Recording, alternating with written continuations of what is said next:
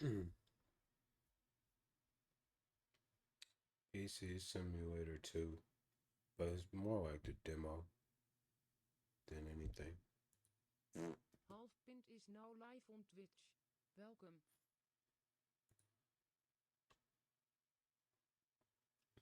I'm gonna see what this is about. I'm gonna play some other epic games like Asphalt Unite, uh, Asphalt Legends Unite, and Asphalt Legends like 8, I think it was. There were some other ones too that we will also play. Hope everyone's feeling okay.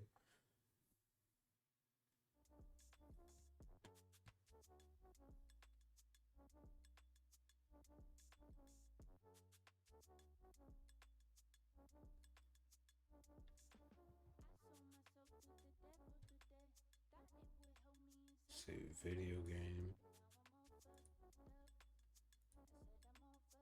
And we'll go this, that. I guess we'll turn the music off.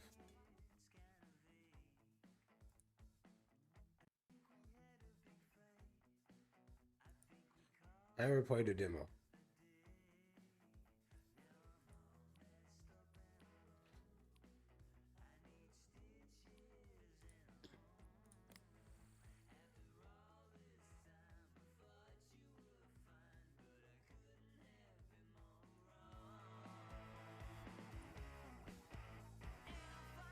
Oh, wait.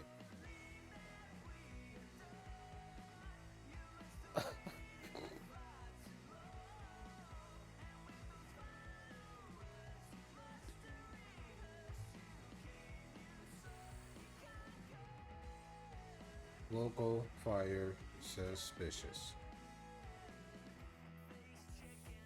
Bitches burn my shit down. It's a new day and a new shop. It might not look like much, but it's all you have since the ozone stairs to bear it down. Read the note from Uncle Tim to find out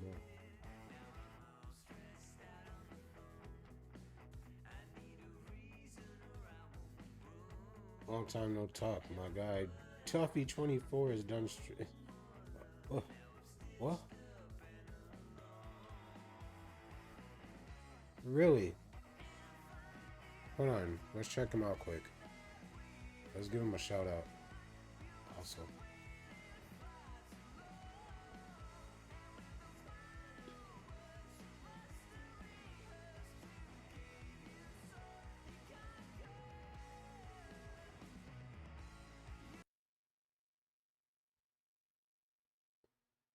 Oh.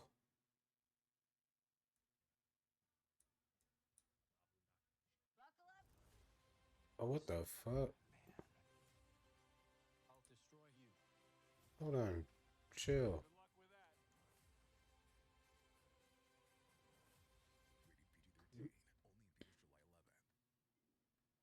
You know what? We'll do this. Let's see.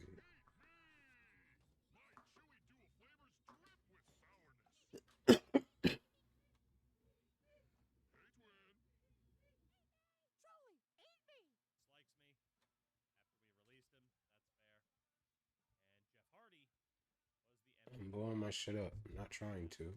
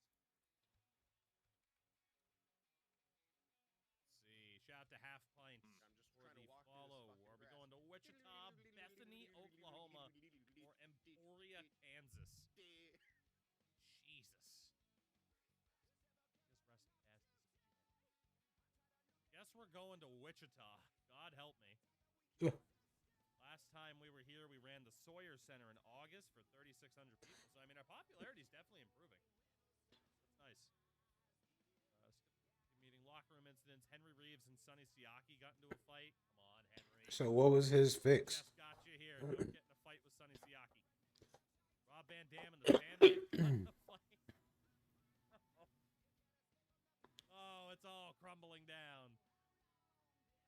gets along with Bobby Roode.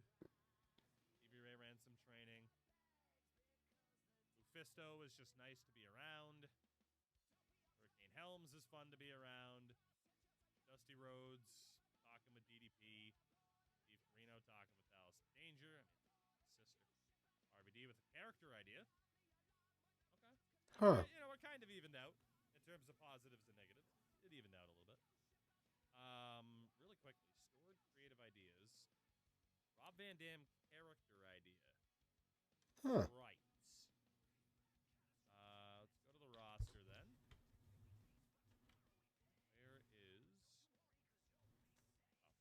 Where is... Right. Yeah, because it's like perfectly around the edges. But it's a little bit, you can see some edges, but it's fine. Big gamble. Oh, no. For what it needs to do, it's great. No. Rob, you already have very hot momentum. Now is not the time. Now is not the time to be jeopardizing RVD's momentum. No thanks. Shout out to Tuffy. Let's get Piper out there to kick us off, doing what he does. Tuggy. And then, It's Tuggy. I keep calling him Tuffy. So we were trying to do AJ versus...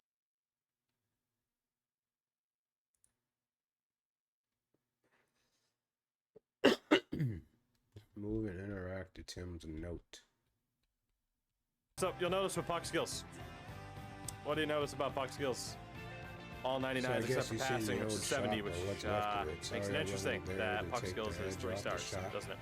The 99s are used to take the lesser stats because deking, stuff like that, it's not weighted heavily in a player overall. It can also affect how successful they are with sliders. We boost those up to make sure that the super important stats aren't overrated.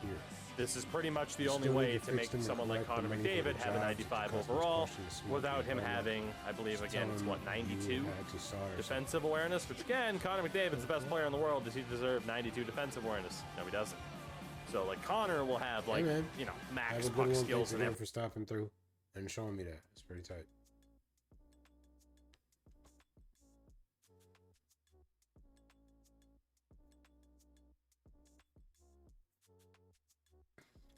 Let's see.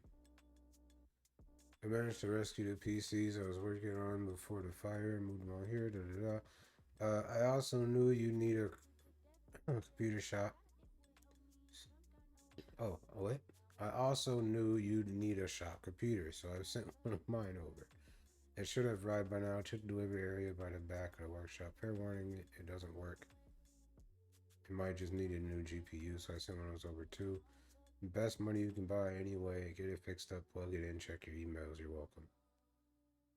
Oh, I should also mention that I had to borrow $15 this morning for breakfast. If I learn one thing in life, it's never meet with insurance agents on an empty stomach. Uncle Tim. These fucking uncles, man. These fucking uncles.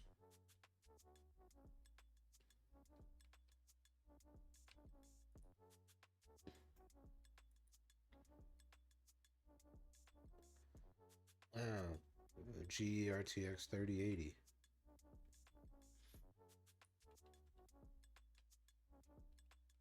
Okay.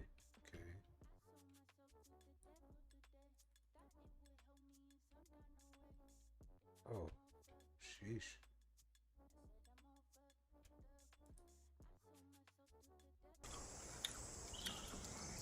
I got some jelly beans.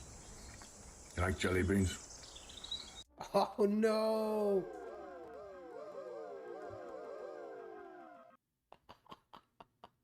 Why Photoshop running again?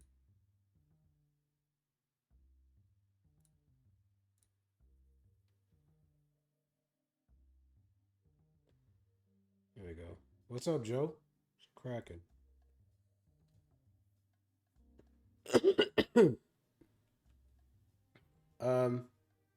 Yes and no.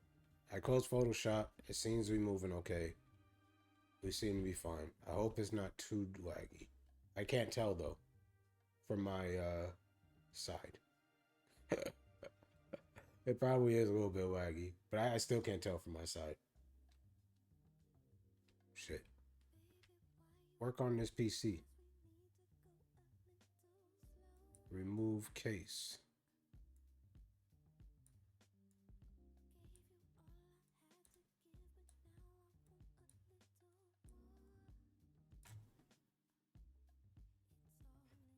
Okay. This PC's missing a GPU. Thankfully, you had a very good one delivered. Let's start rebuild the PC. PCI lock. Okay. Boop.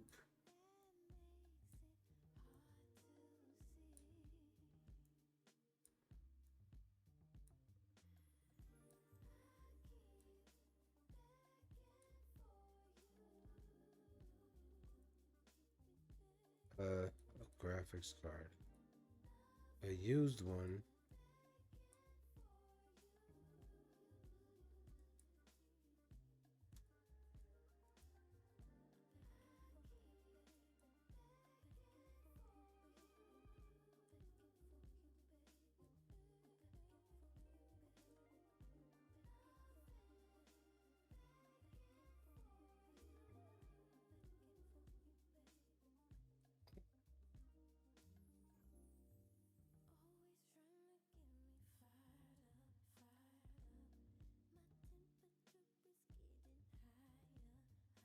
All right.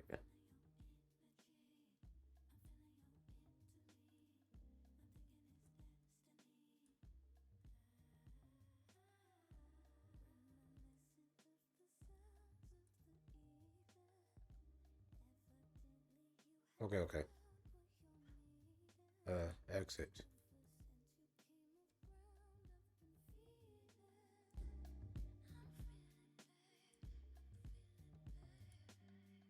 It always says encoding overload though. And then it does brick up a bit. I don't know. It irritates me sometimes. Because I don't know how to fix it. PC on the workbench.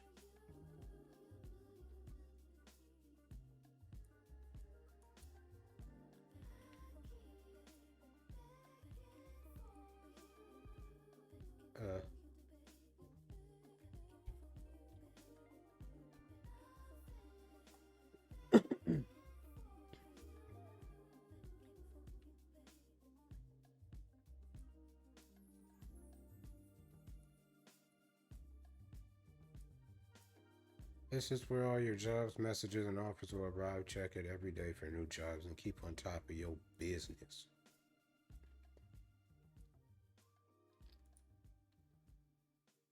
Select the email from Cassante at Cassante-Visions. This one.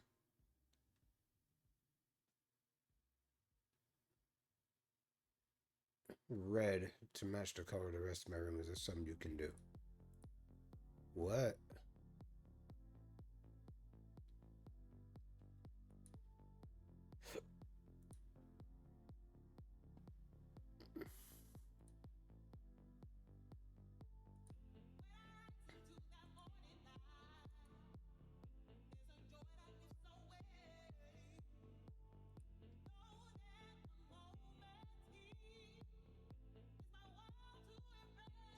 This is already really cool. It's a PC. Work on PC. This customer wants any virus removed from the PC. You'll need to use a USB stick loaded with the virus removal software. Likely you have one in your inventory. Not plugged in.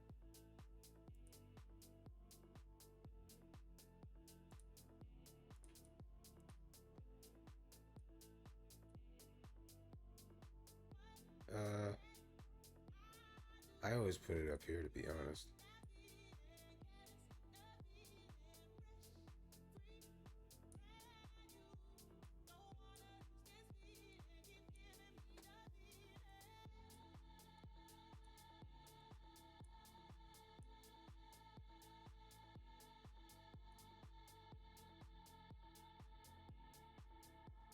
Okay.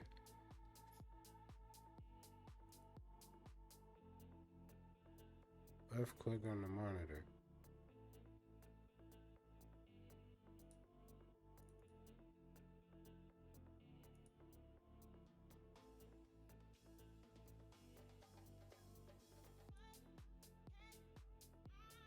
Start scanning.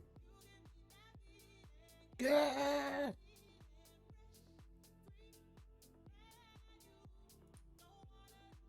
894 fields. 894 fields.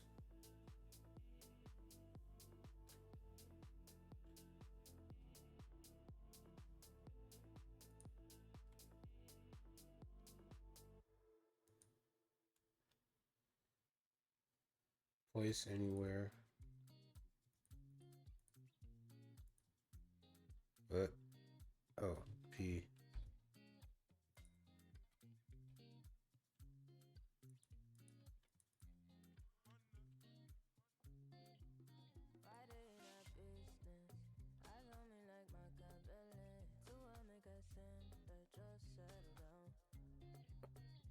I just yank it off all the chords, I guess. Is that what we do?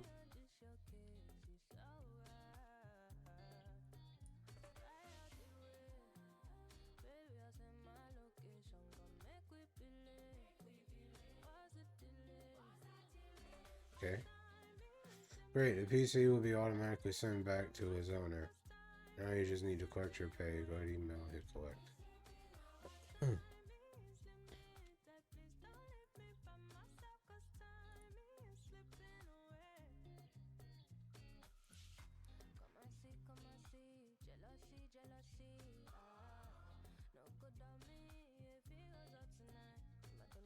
Okay, my GPU needs water cooling.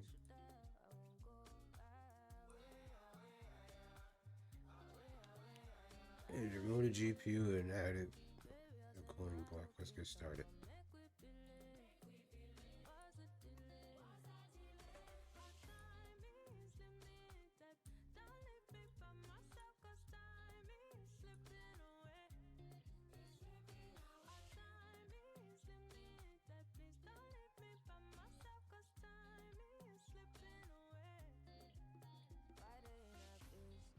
Okay.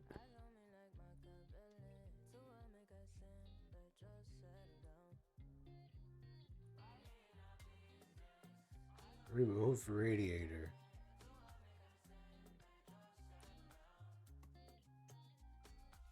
What? Missing parts.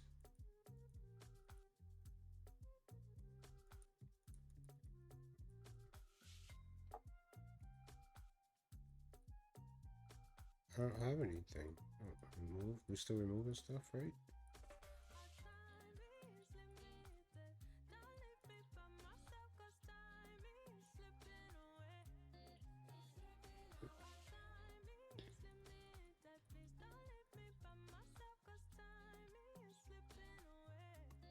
It won't let me.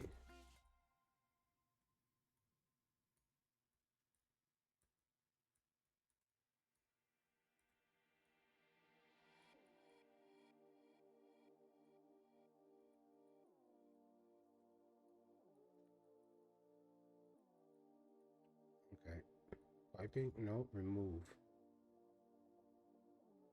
Water cool GPU. What? Missing parts. So do I just not have what we need? I guess not. It turned out to be The fuck? food for the soul. Food for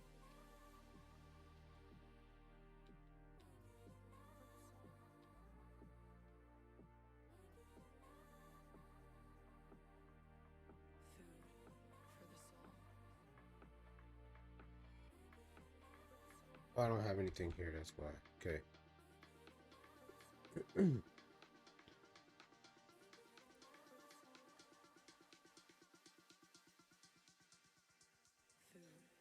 for the soul. So I have... Do I have these already? I guess I do. Okay.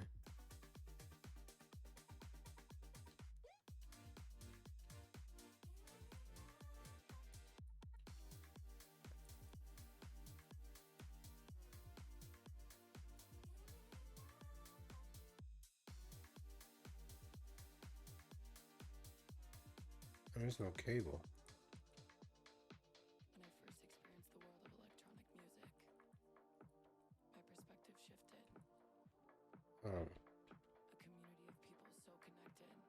Okay, let me go back to the email. I don't know why I'm stuck already.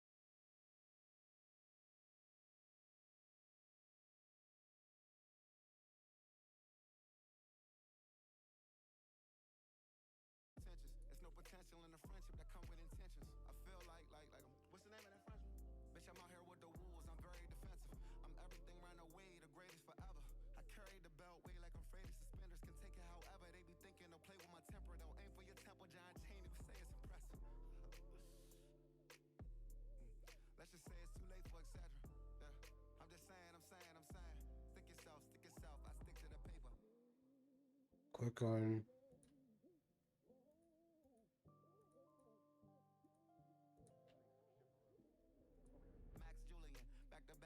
I knew that.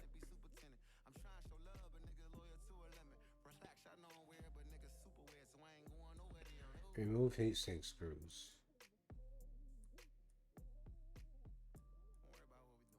Remove old thermal paste. Oh, pads.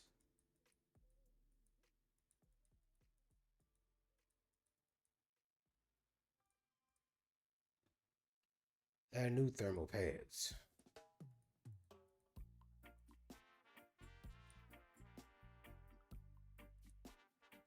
Aaron, Onion Garden Computers. Hey, how's it going? Sorry I missed your chat a couple songs back. How's it going? Sorry.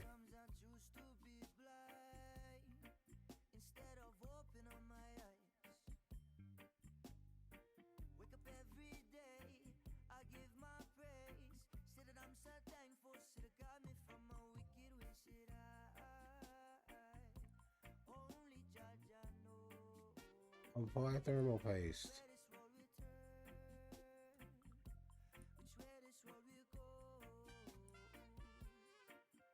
No, no, no.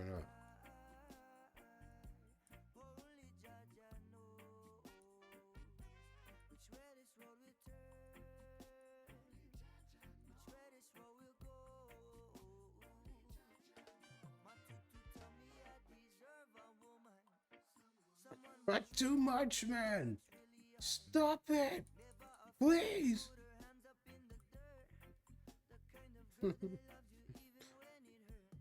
Last thing, let's add the GPU block. Okay.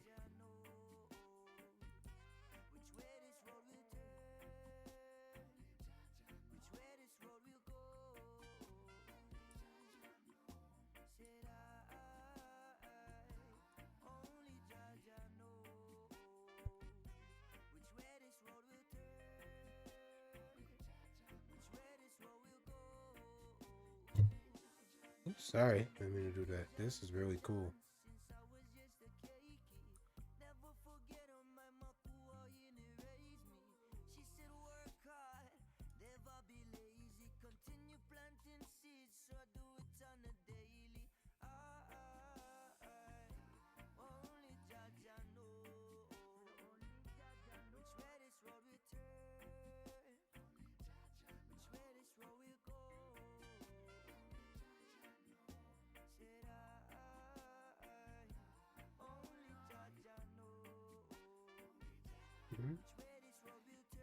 Missing cables.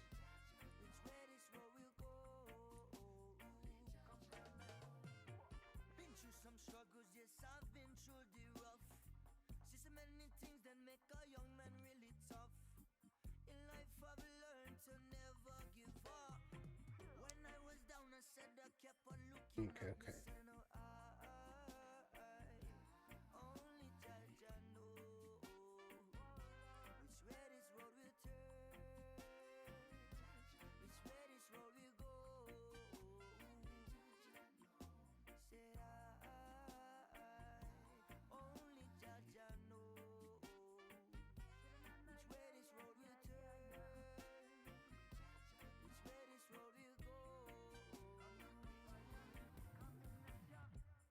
So what color did they want?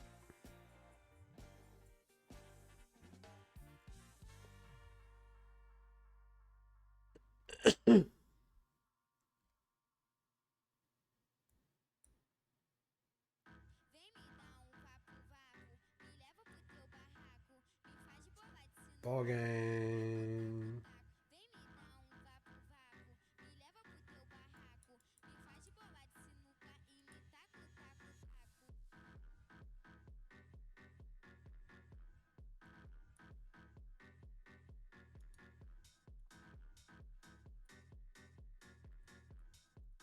Base complete. Install.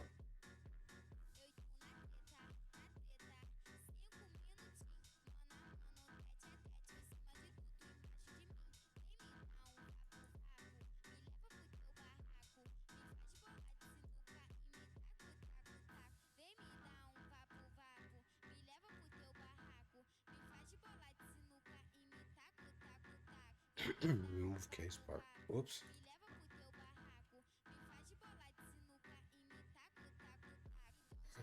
I'm stuck.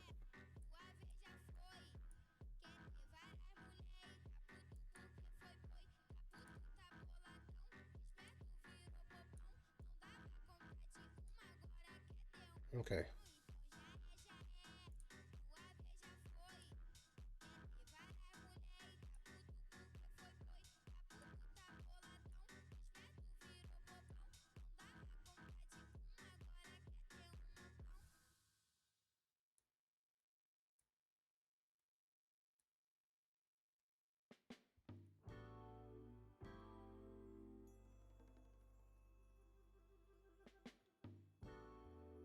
Incomplete case. Uh-oh. Oh, side case, I'm guessing.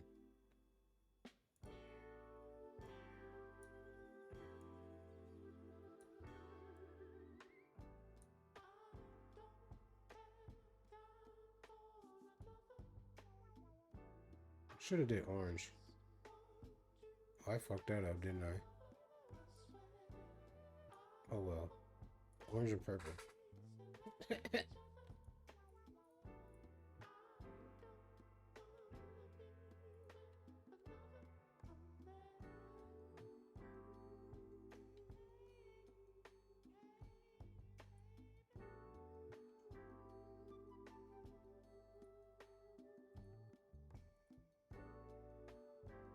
Whipping the CPU into shape. What's overclock?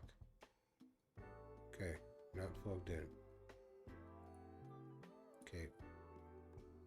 For this job, we need to overrun the customer CPU, which means making the CPU run faster than its time. Okay.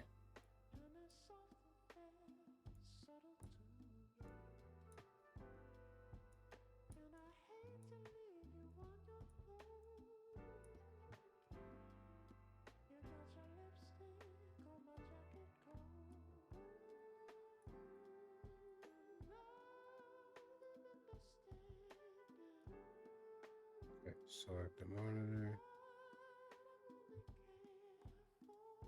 Okay, so that and then F2. Okay. Settings.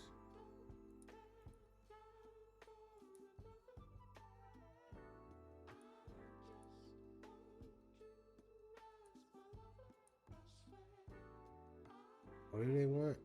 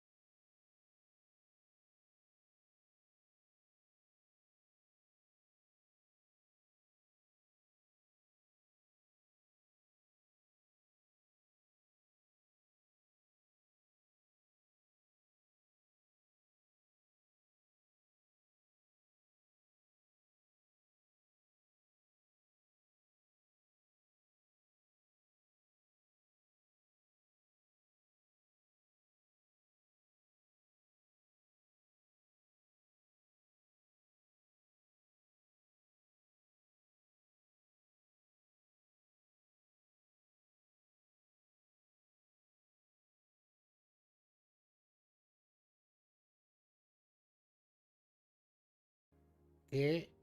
Bam. Work on case modding. Spray cane. Let's go red, I guess.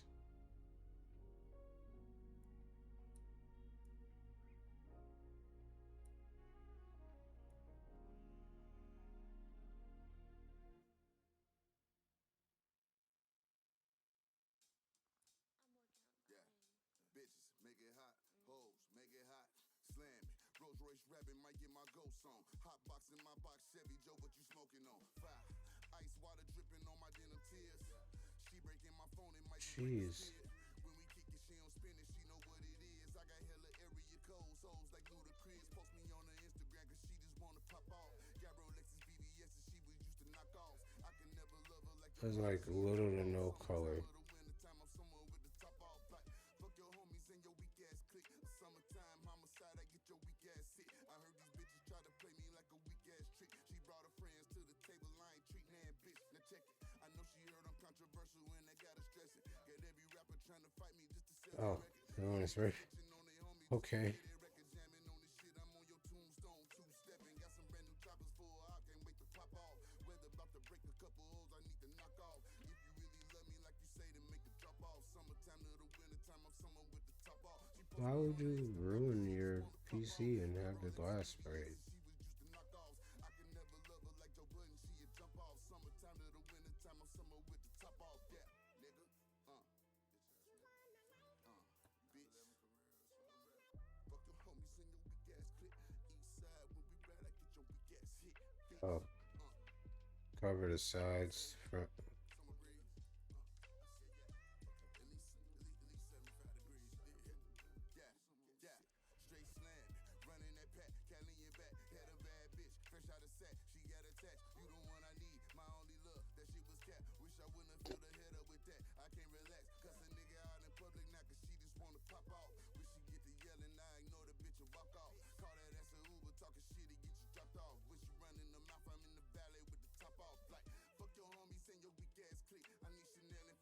I ain't no cheap ass bitch. I said that's cool, but just don't fuck me like no weak ass bitch. Go acrobatic on this dick, yeah, all that freak ass shit. And I'm like, fuck your homies and your weak ass clique. But summertime homicide, I get your weak ass shit. Don't talk your way. Okay.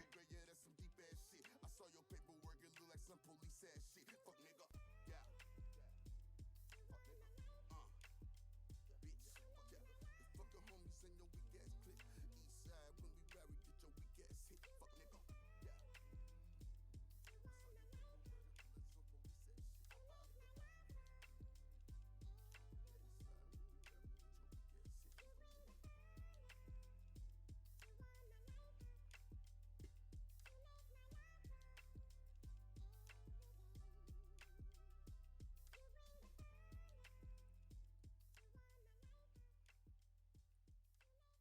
What? I guess it's the lighting. I don't know. Fine. Whatever y'all say, motherfuckers. Ah.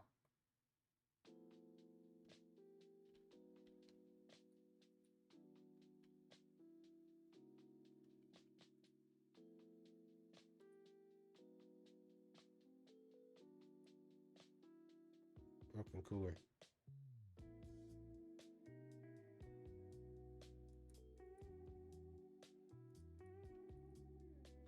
Whoops.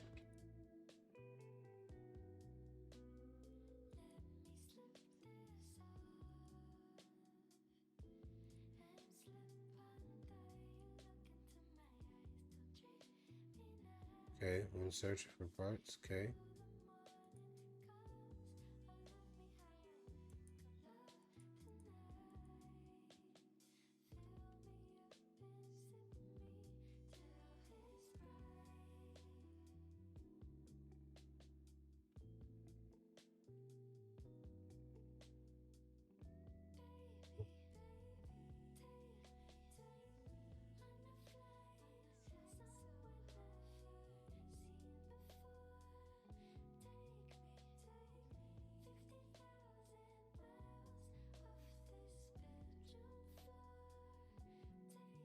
Are they sure?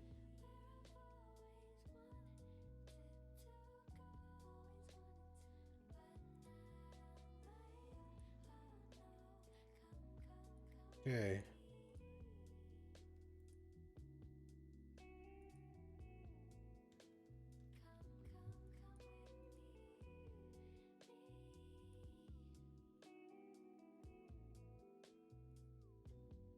I gotta get paid for that PC.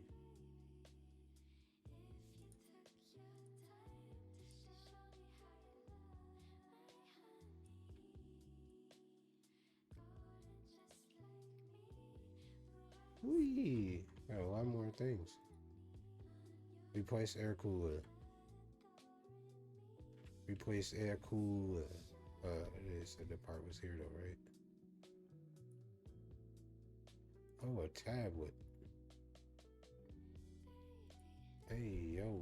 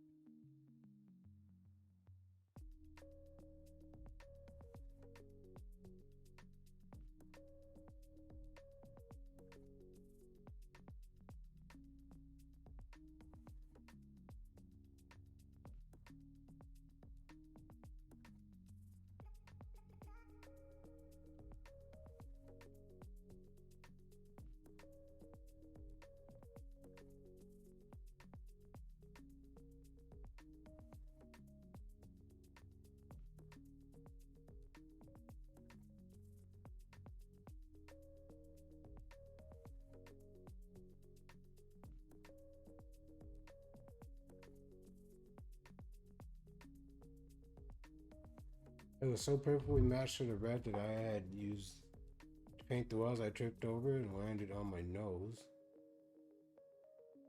Okay. Thanks so much for assisting my virus problem. However, I find myself in the teeth of another difficulty. I have no idea what an SSD is. Okay.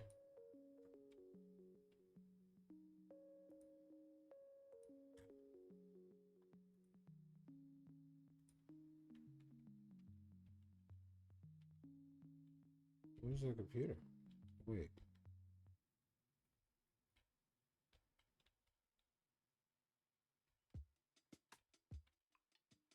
From who?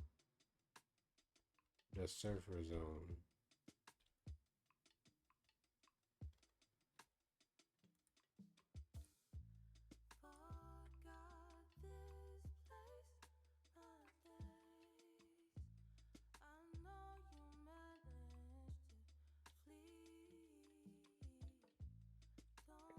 Second.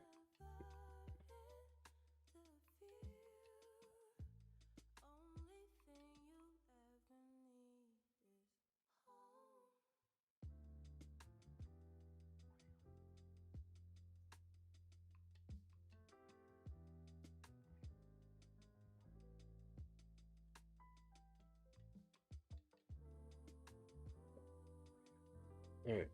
I turned the heat off. I'm only gonna be good for another like 40 seconds before I get cold again. It's just the way it works. I think we all scrite here.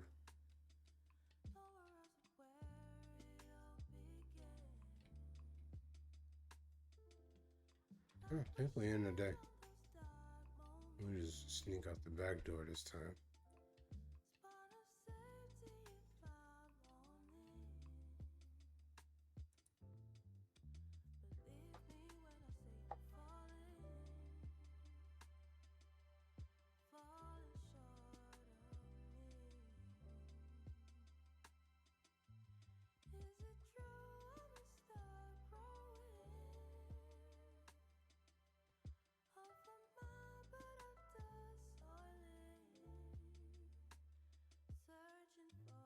Let's try to leave again. Paint the case green. That's over here.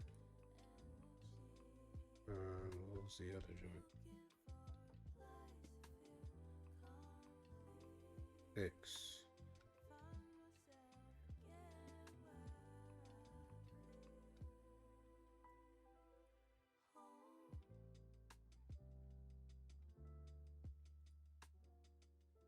Painted green.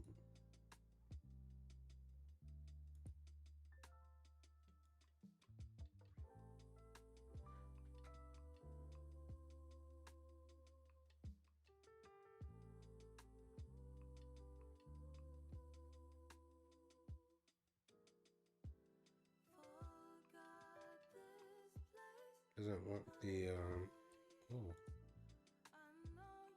oh word. No wonder that person's PC looked all weird.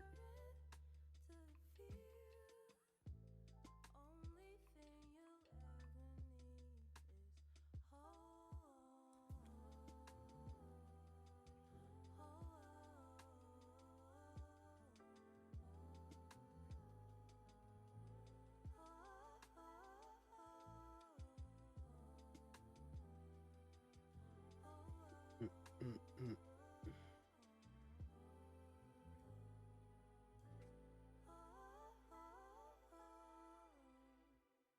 82%. Do they want the glass done too? I'm guessing.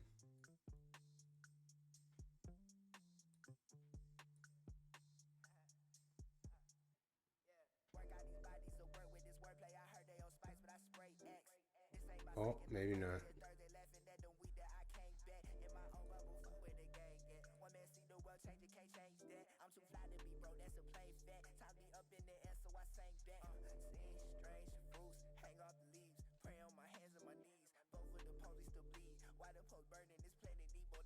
What are you doing here?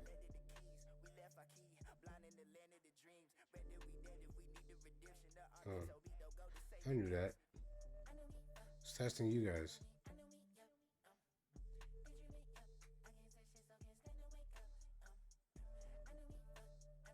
Okay.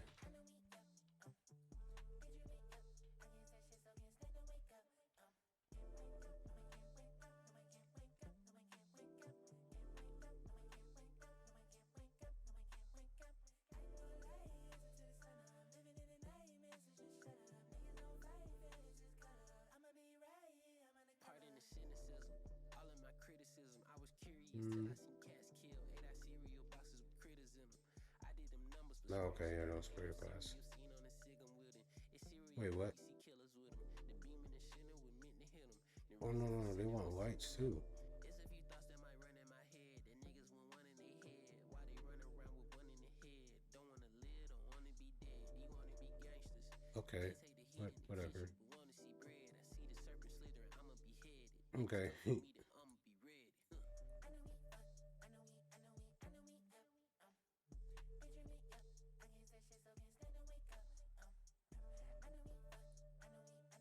Okay. 970 or better. Accept new CPU needed.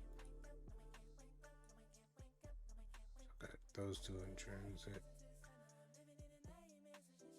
Broken part. Check why I met, I bet I'm so unbothered. I ain't never met one like me, I don't know what bothered. It's a mask on my face, they disclose in a holler. When the screen go away, to express like a potter. Harry on my head, think these lies make me smarter. Y'all can take me for play, I make a change like a modern. See fake hoes come and go with a swallow. Watch the head get blown into some Mando Waller. Suicide squad with his life after death. I like cousins, some friends, and my grandma's the rest. Do I have to go to the store? There's no store here. Oh, here's a shop.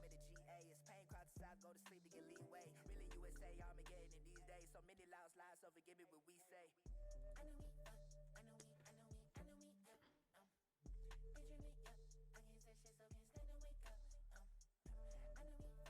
It's only SSD I got.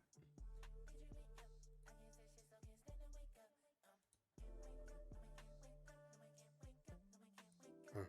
And then I guess I need a graphics card.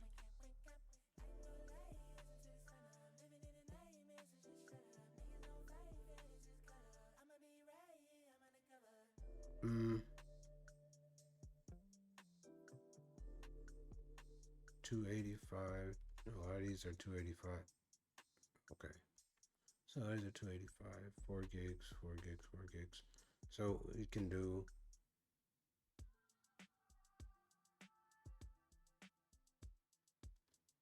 X. So core frequency, crossfire. We'll do this for them.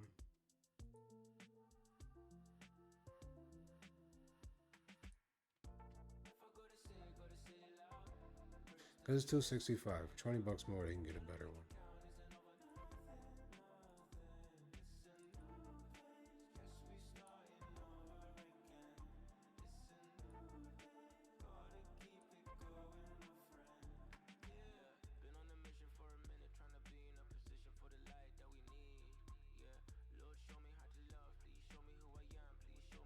Okay, so I get their parts, and the PCs.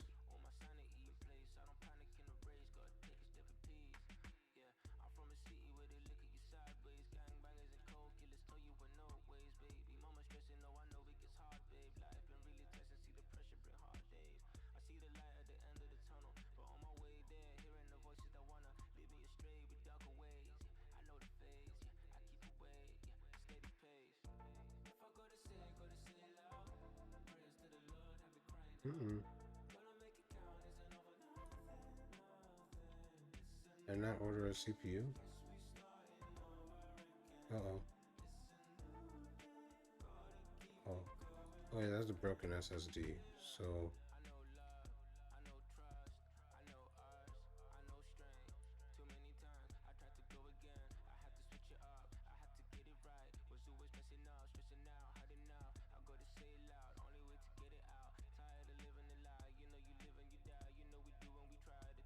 Living life on the line, I put it all on the line. I've been looking for the shine, but really taking my time.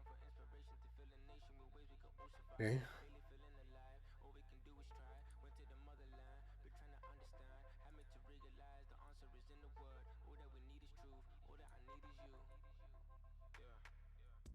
If I go to say it loud. Prayers to the Lord, have me crying out. Gonna make it count, isn't over nothing, nothing. It's a new page, guess we starting over again. It's a new day, gotta keep it going, my friend. Yeah. If I go to say it loud. Prayers to the Lord, have me crying out. Gonna make it count, isn't over nothing, nothing. It's a new page, guess we starting over again. It's a new day, gotta keep it going, my friend.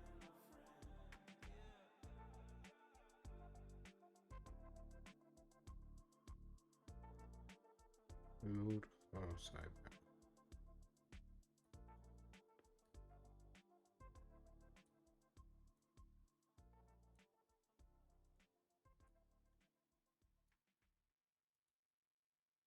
Still waiting for a big smile out of you. You're up 2-0. What's the story? Are you not happy, or you're only half happy, or Still to be happy about. you're up 2-0?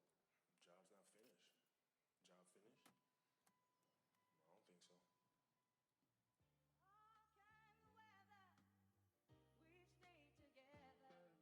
so. Ouch. I've been racking my brain, I'm trying to understand how they still sleeping on me.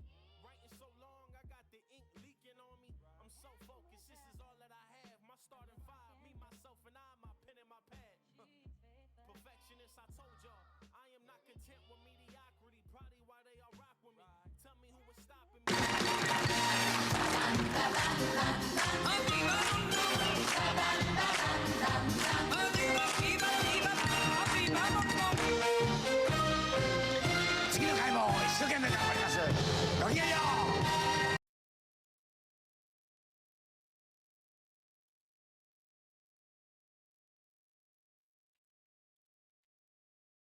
Like, I didn't put this wallpaper on here.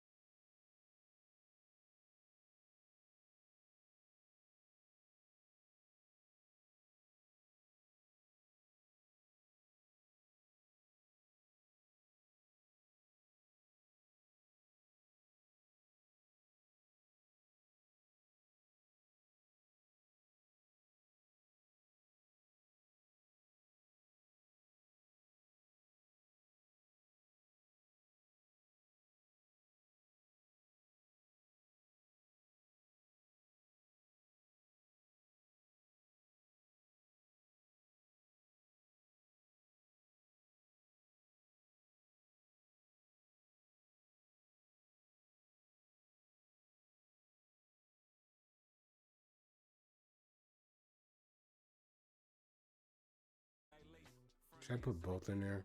Just cause.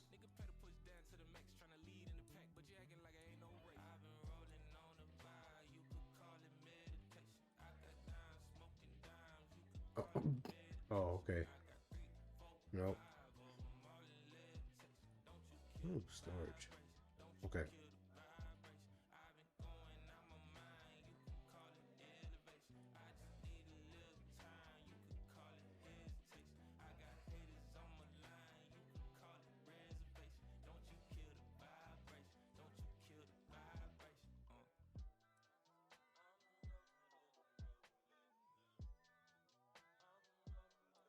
Oh, whoops.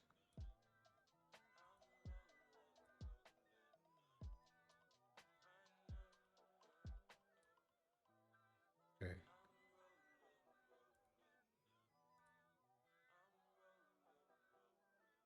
No, it's okay. Boot to PC. Oop.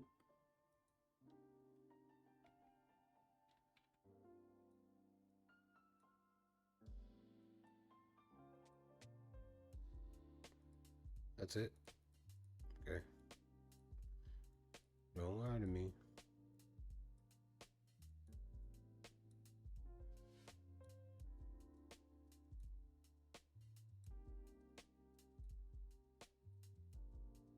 I gotta see if it works first.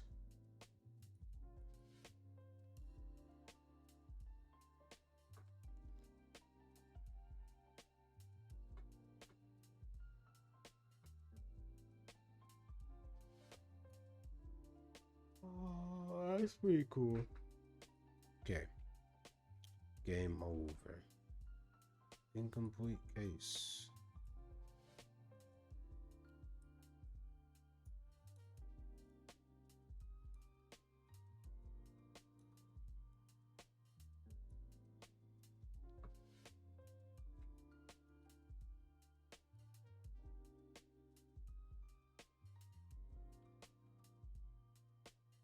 Oh, remove. I forgot to put the guard back on.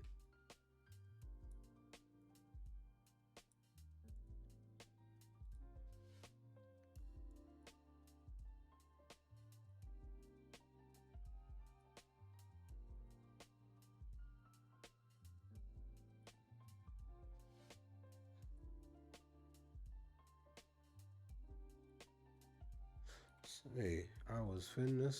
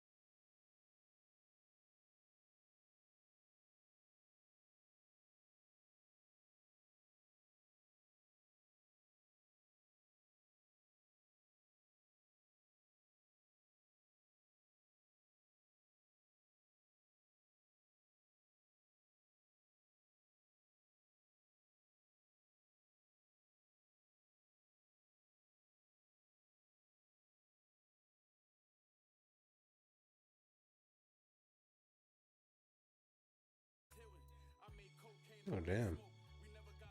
It's a long ass track.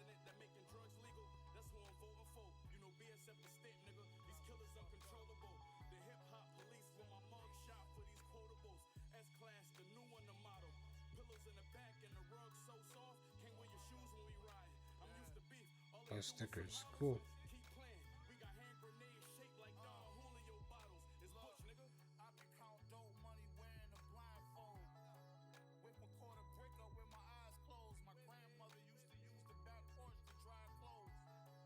Hmm. Okay, I guess.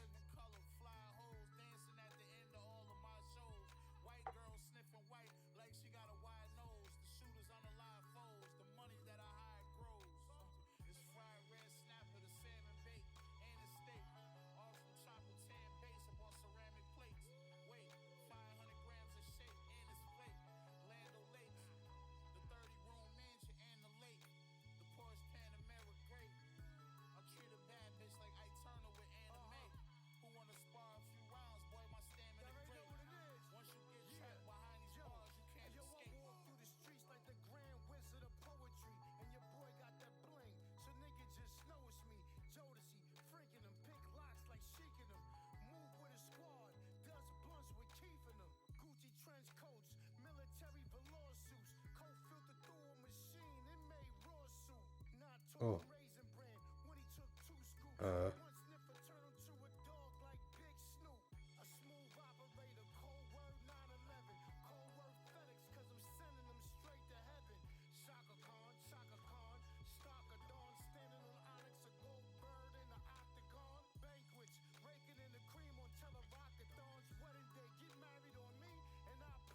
Okay.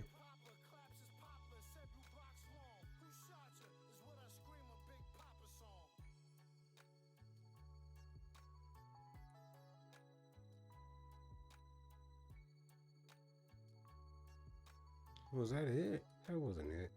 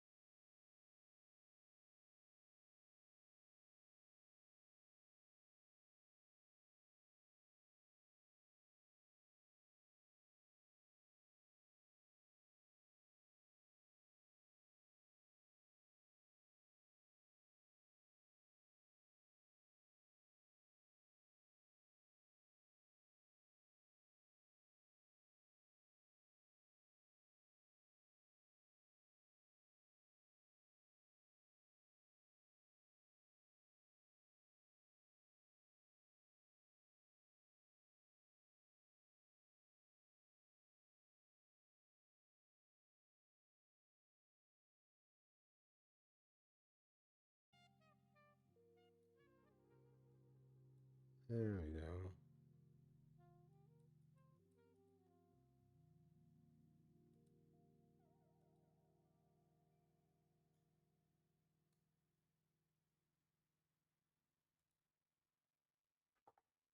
Yay.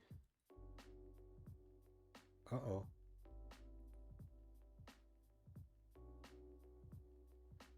Clock watchdog timeout.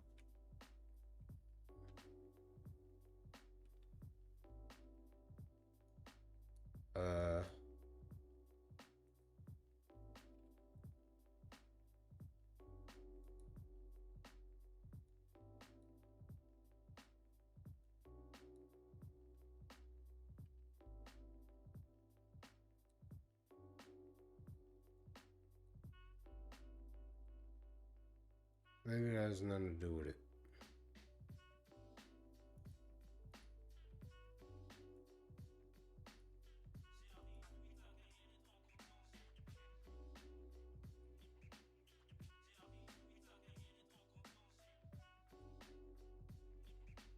Okay, move. Install. Where?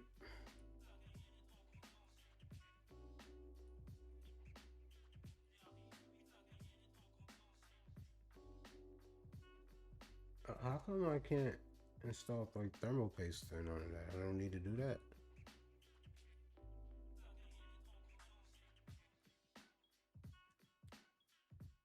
I guess not.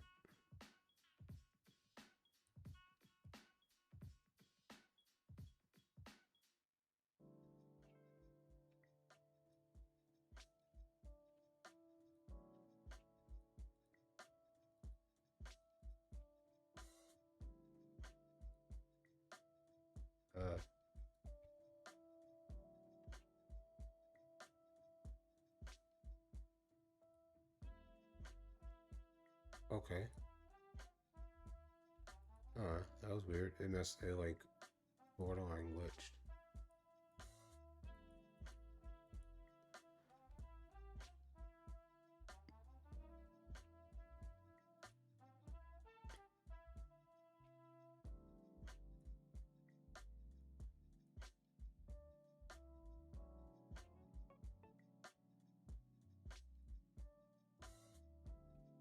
I feel like I'm putting it in the wrong way.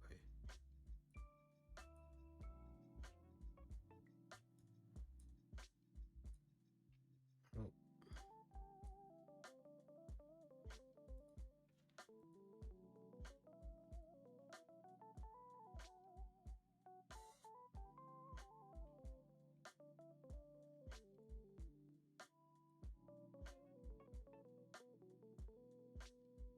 That's gonna.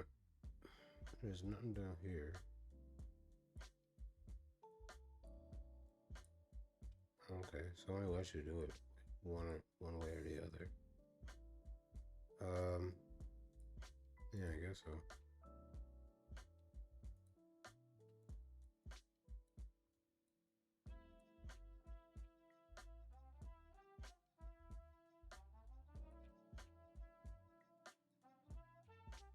I forget what watch code is.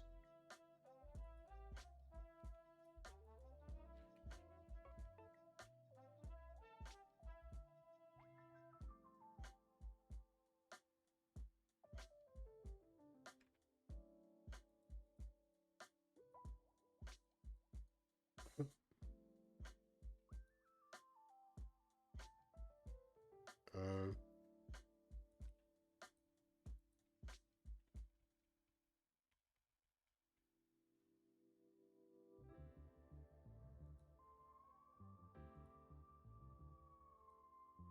okay, nothing here, I guess.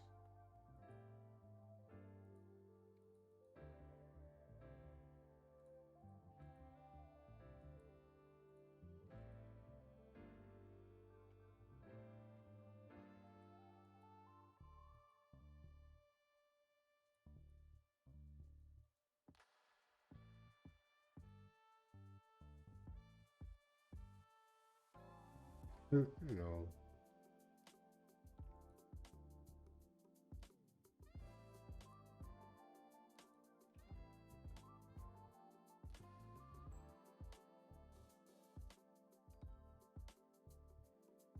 We'll figure it out.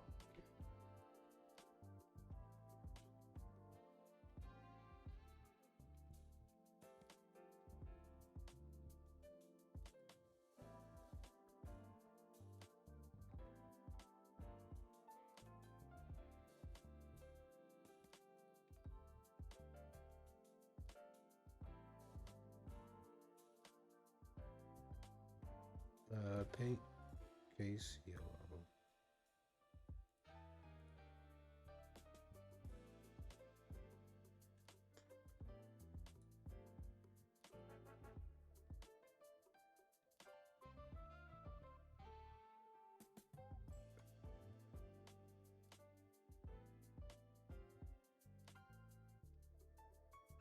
Oh, what?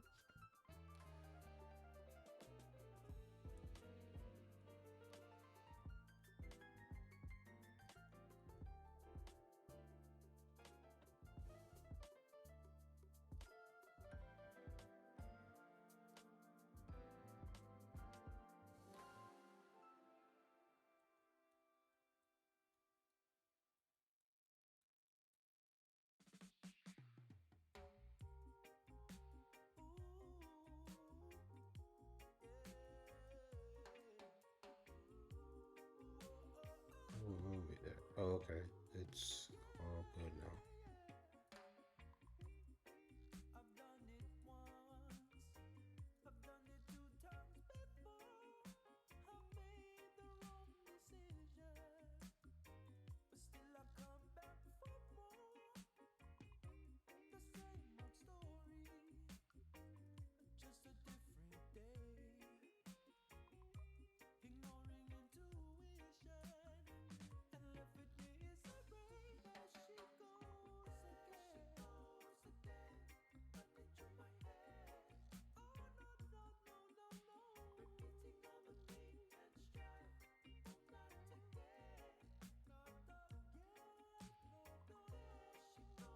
Accepted.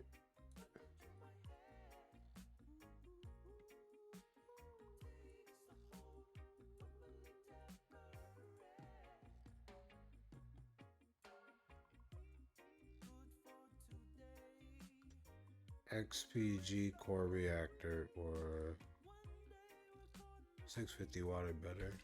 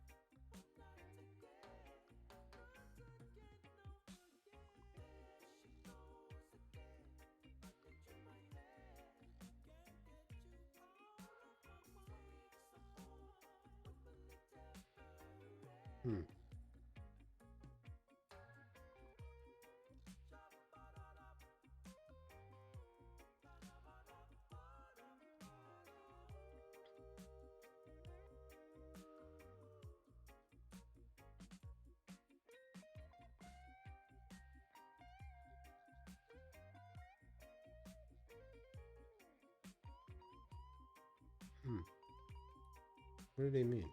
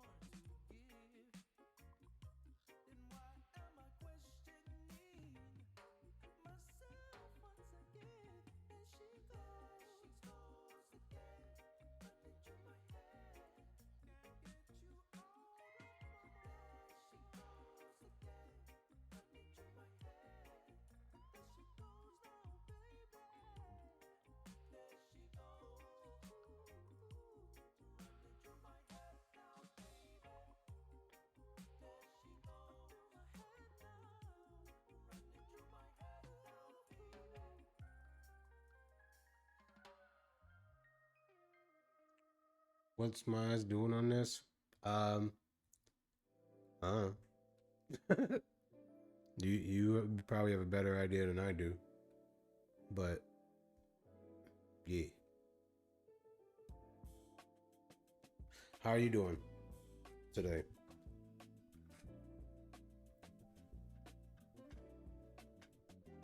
Oh, it's just a demo. What? It's just a demo, but I want the actual game.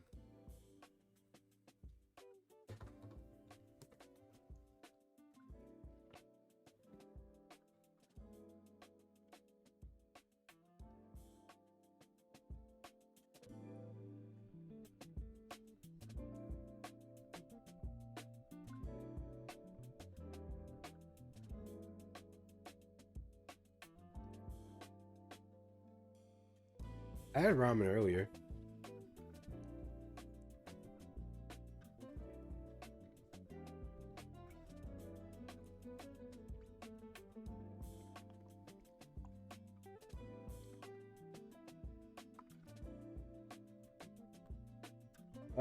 When you make ramen, do you do it the soupy way or do you add extra ingredients? My mustache is long. I gotta cut it.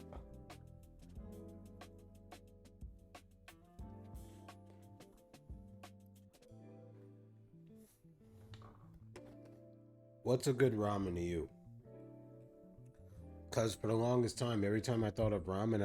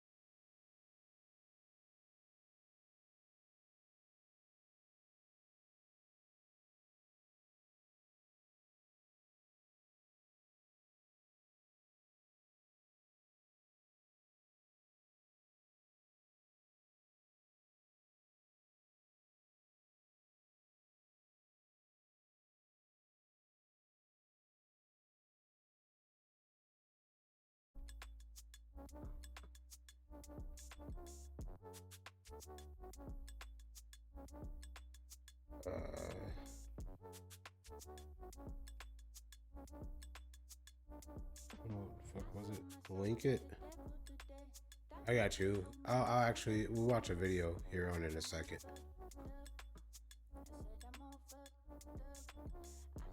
Clock watchdog timeout.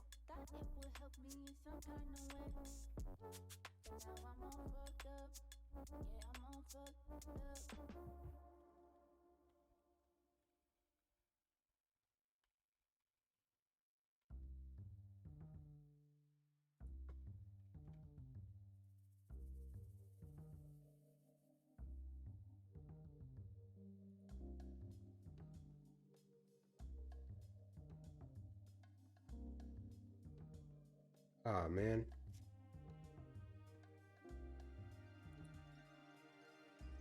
Well.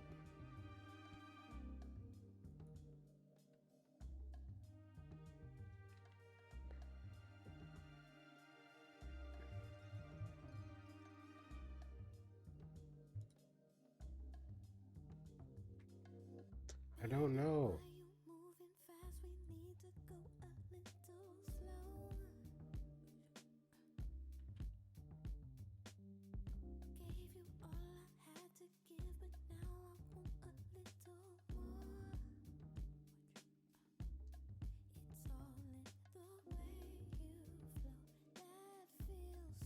But they need a new this. Like I replaced the CPU and I try to get it all booted up. I turn it off, turn it back on. And this shows up.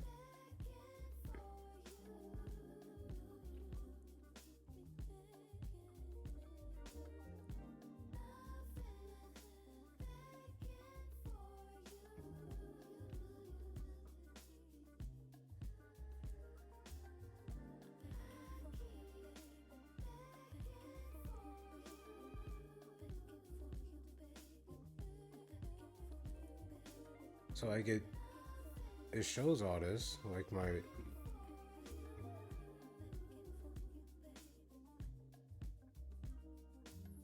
oh. Let's see.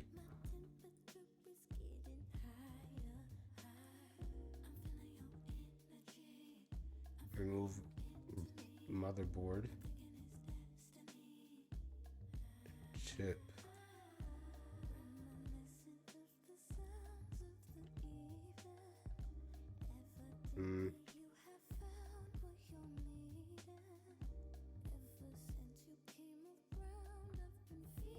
I think that's the battery there, but let's see. Yeah. I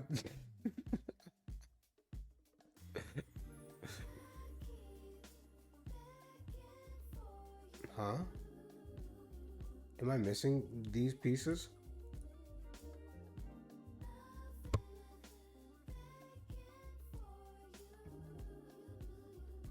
Where?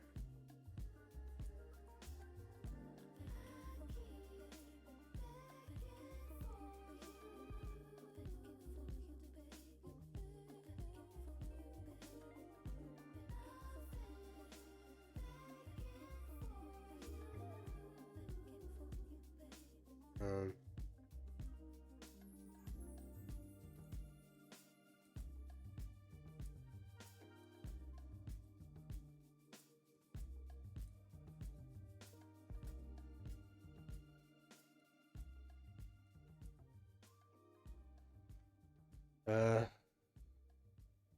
nothing else.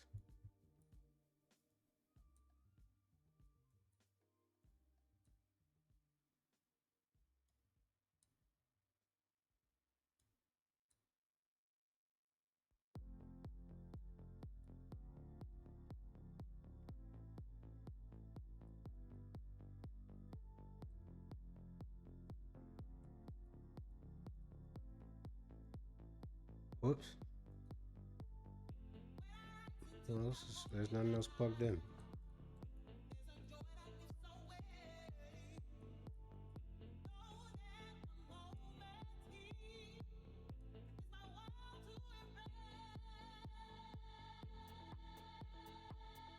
Oh, of course the RAM.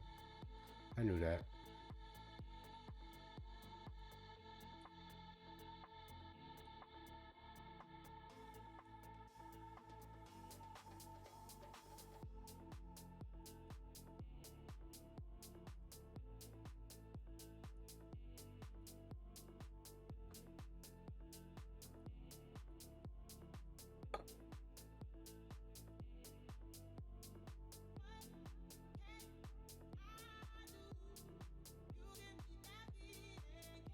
That was done.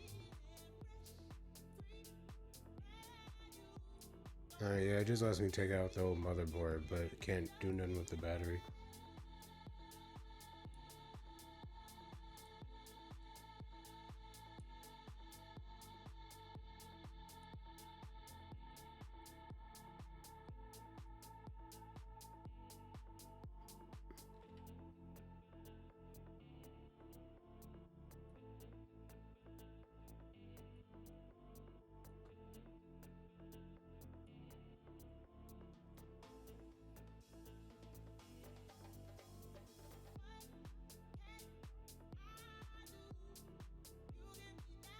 I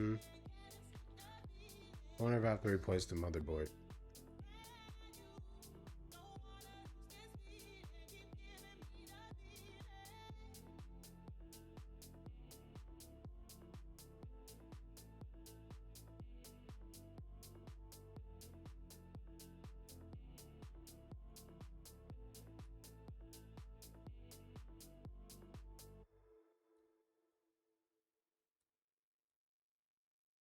Silly how this is a demo too.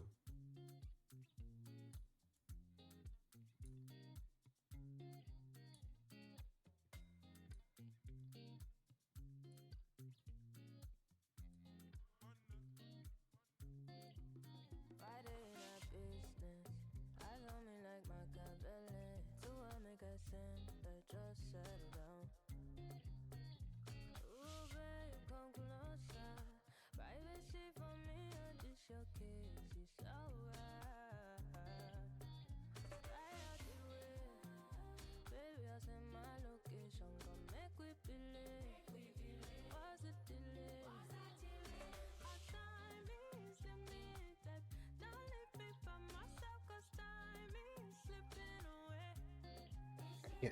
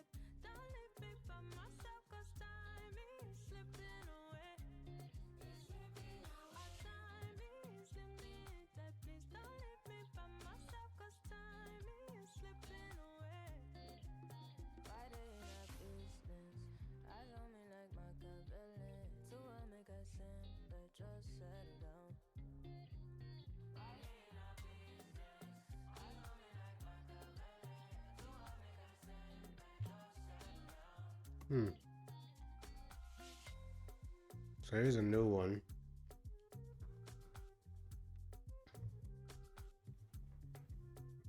It's the same exact one. It says this one's broken. So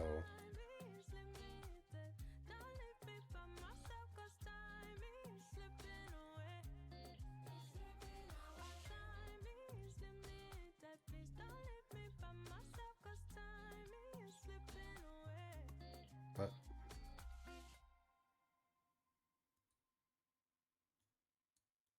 okay.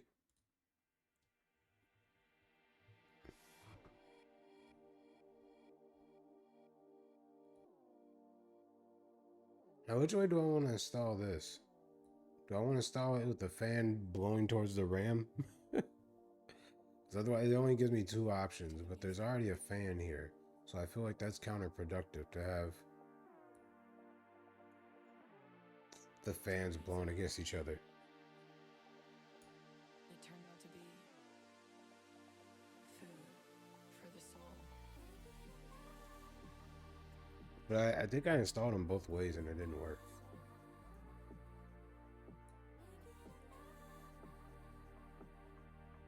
Food for the soul.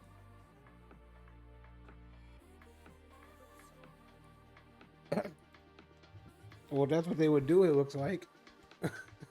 It looks like the fans blowing inwards here. And then, like, if I were to turn the fans here, they would just be blowing against each other.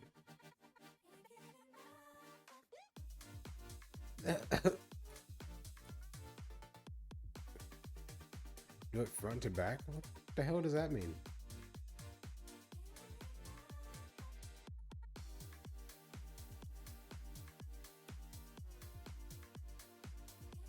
Front goes in the middle. What?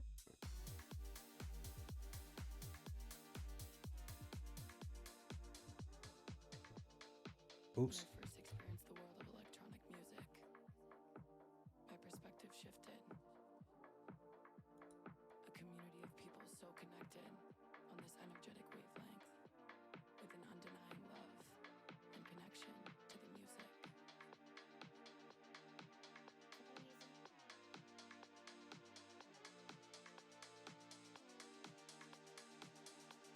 Okay, I didn't install the fan. It was this way. For the soul.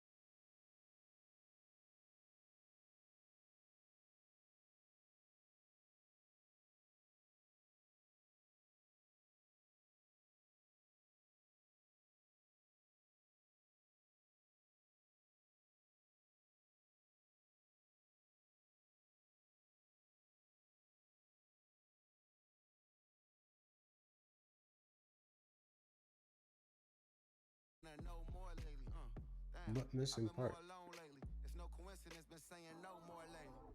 Yeah. Did I not install? There's no potential in the friendship that come with intentions. I feel like Oh no. Bitch, I'm out here with the wolves, I'm very defensive. I'm everything run away, the greatest forever. I carry the belt way like the greatest suspenders. Can take it however, they be thinking to play with my temper. Don't aim for your I temper. just swear I did.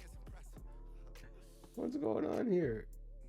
Let's just say it's too late for etc. Yeah. I'm just saying. Stick yourself, I stick to the paper.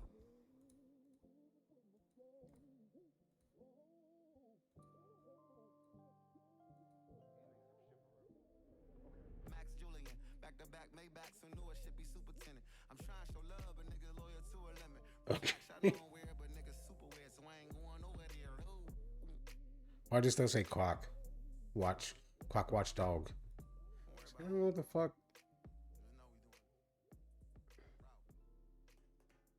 Make sure any new hardware or software is properly installed.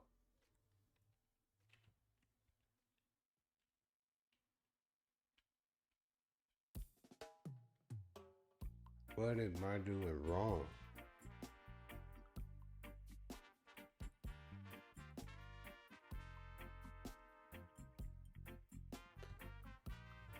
My computer has been behaving very erratically for the past few weeks. I've had boot errors, freezing boot screens, and other mysterious occurrences.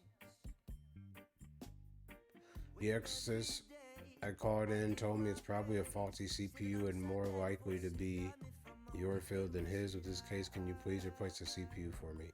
Hopefully the holy water hasn't compounded the damage. I did leave it in the radiator to dry. Replace the CPU. I did that.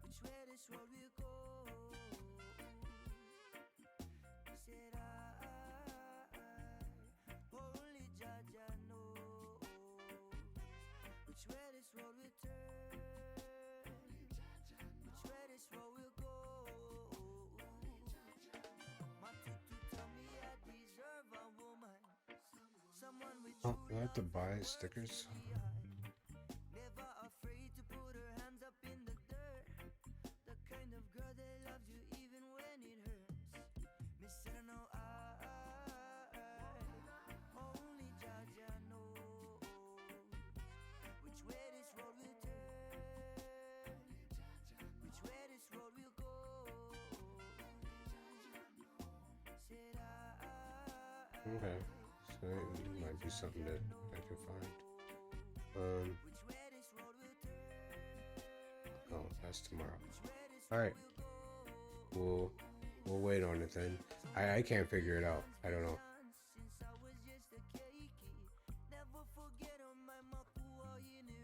He's gonna come back and be like, "What the fuck? My shit ain't fixed yet." No, I'm like, "I'm sorry. I tried."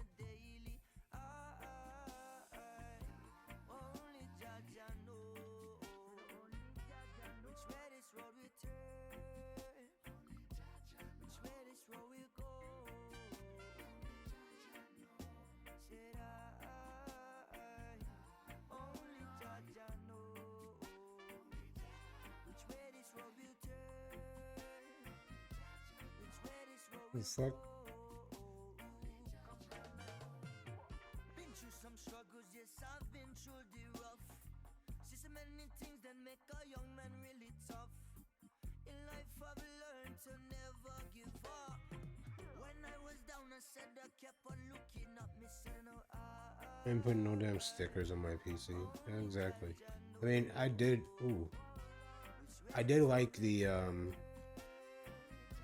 like the company stickers.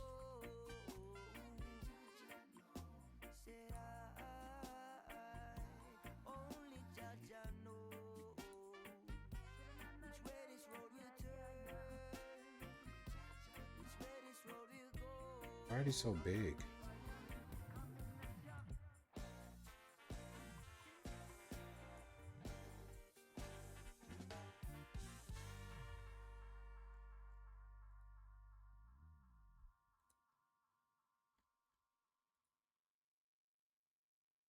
Vem me dar vapo, me leva pro teu barraco, me faz bolar de sinuca e me taco, taco, taco. Vem me dar vapo, me leva pro teu barraco, me faz bolar de Burger. sinuca e me taco, taco, taco.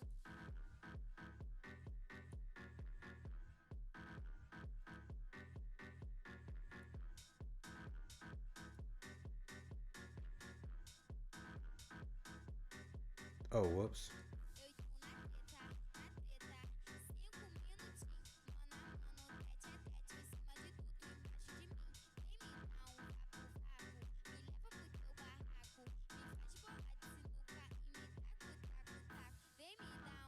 Oh, it is supposed to be emojis.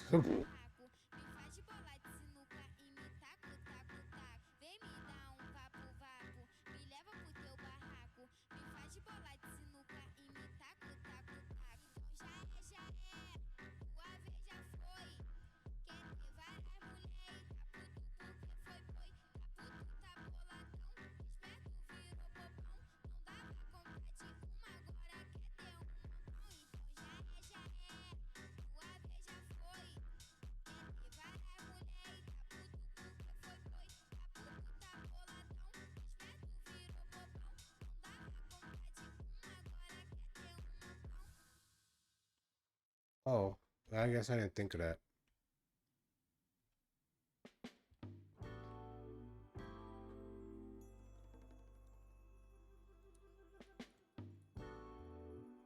I'll remember that if I get another one.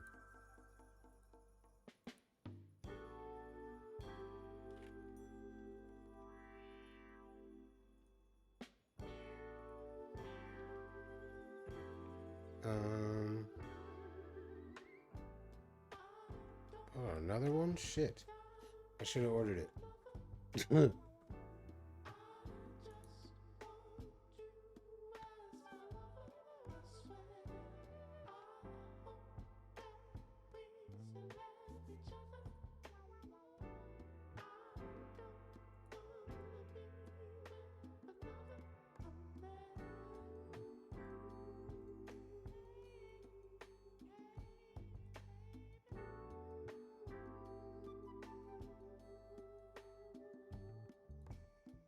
Whoops. What am I doing?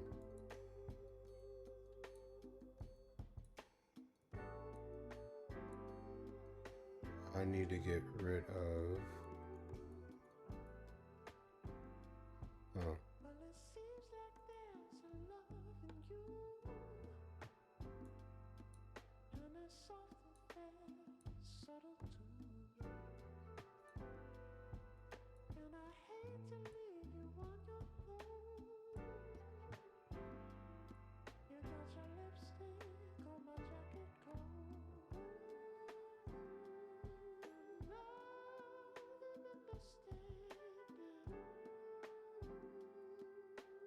Cool, cool.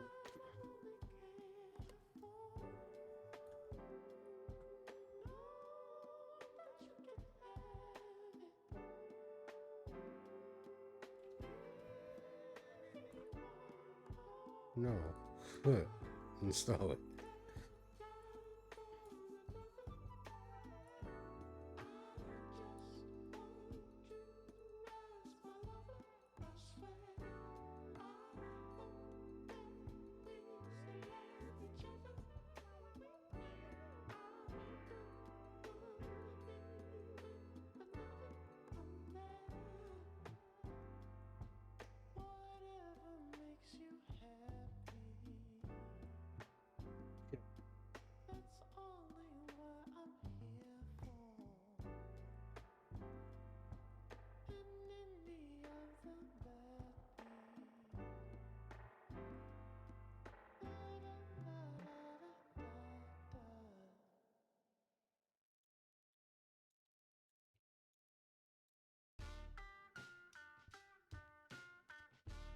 Just replayed.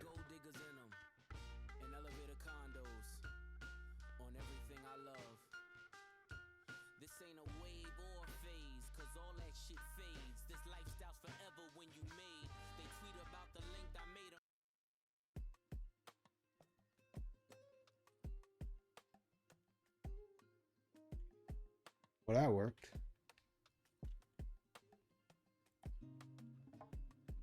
Incomplete case.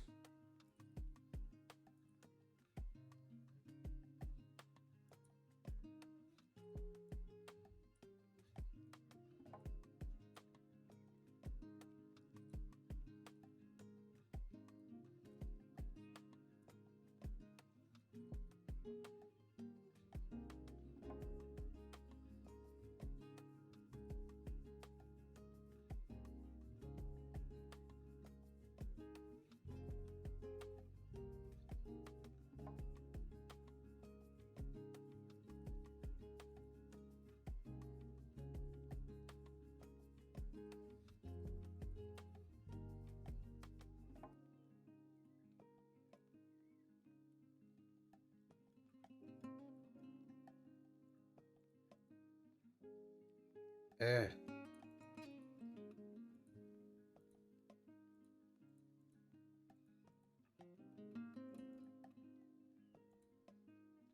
Hmm.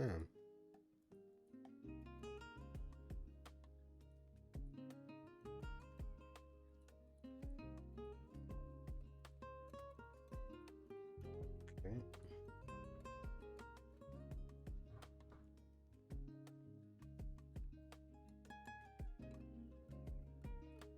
I don't know what to do with the CPU. It's irritating.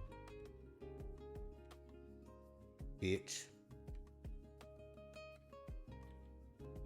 I gotta get another one. Ultimate SU 650.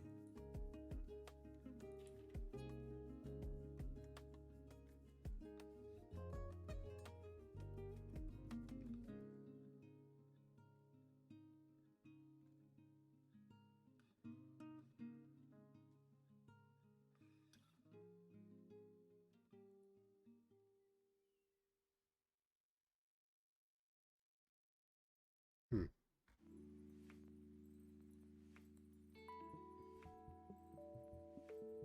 Oh, I knew that.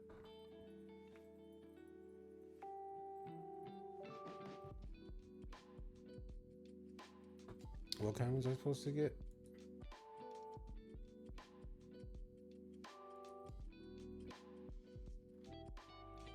960 gig or better. Huh?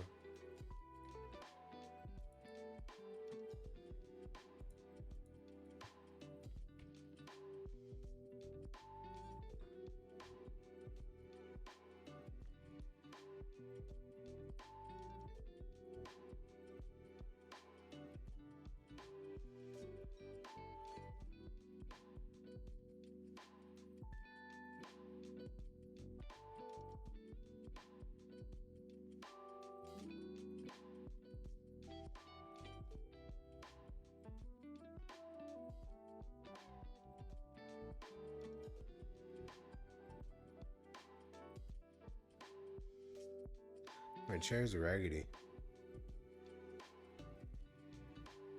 And it hurts now.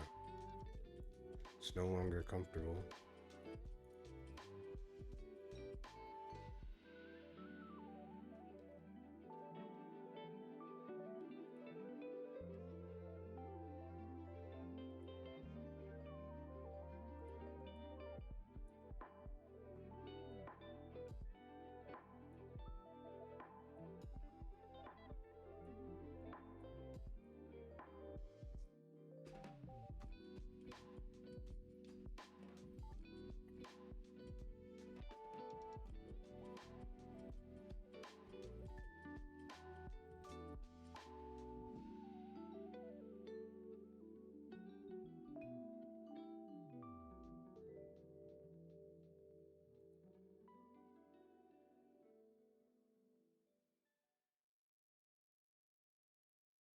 All right.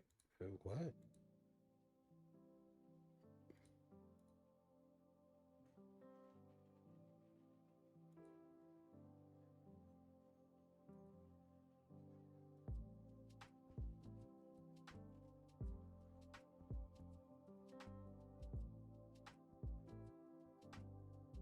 Huh, okay. Maybe I have to remove case part, remove drive bay. No.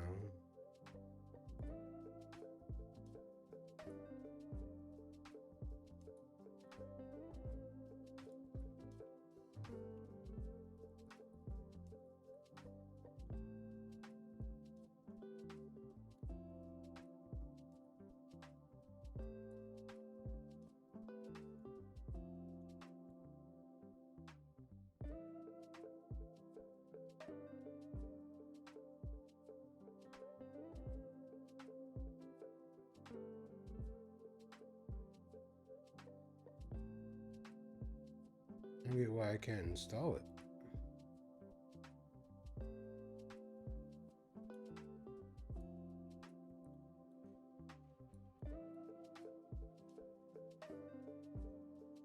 Open memory clip. That has nothing to do with me.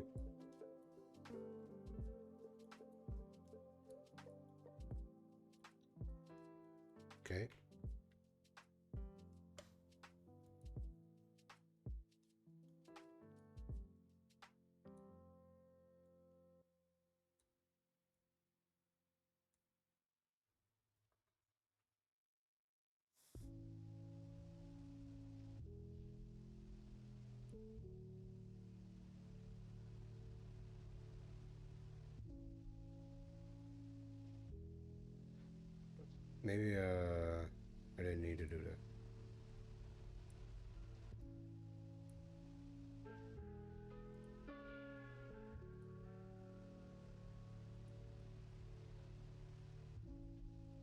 Okay, maybe I did.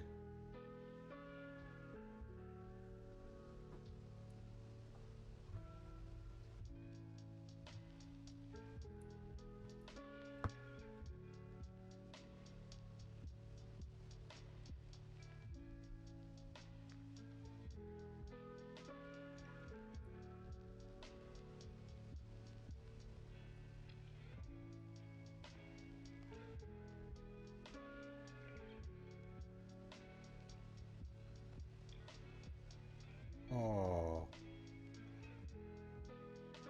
Damn. Okay. Oh, cool.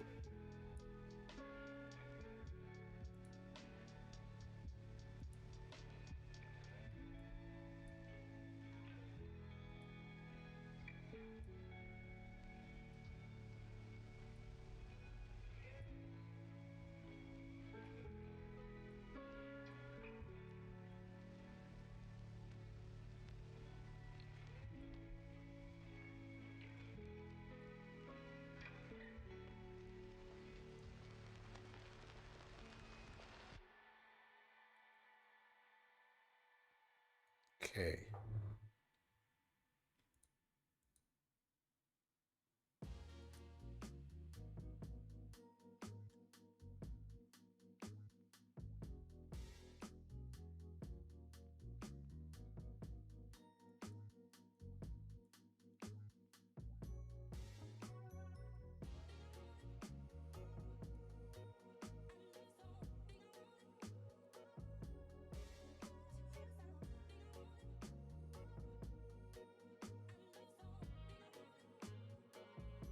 Where did I get these drive panels?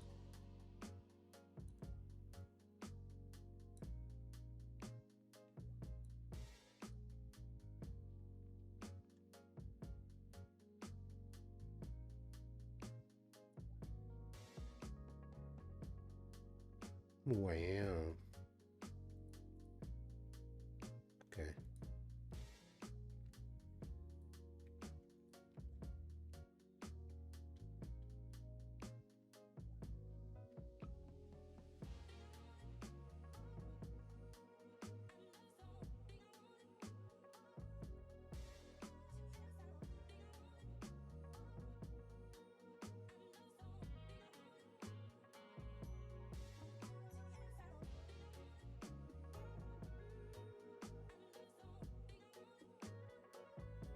Okay.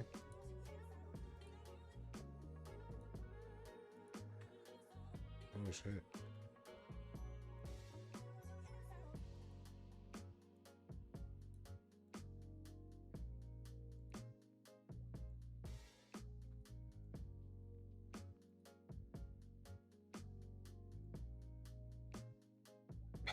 Got brains?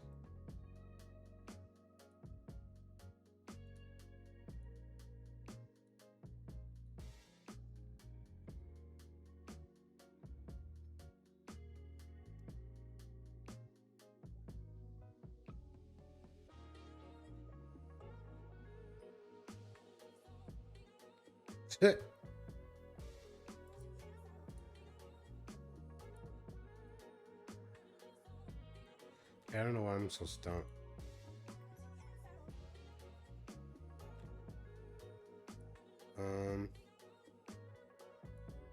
Because we're almost to the end too.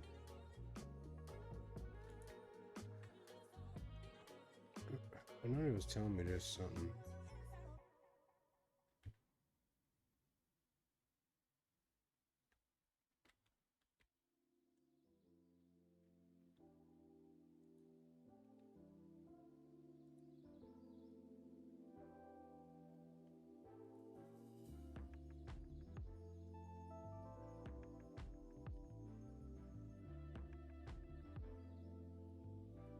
Nothing here.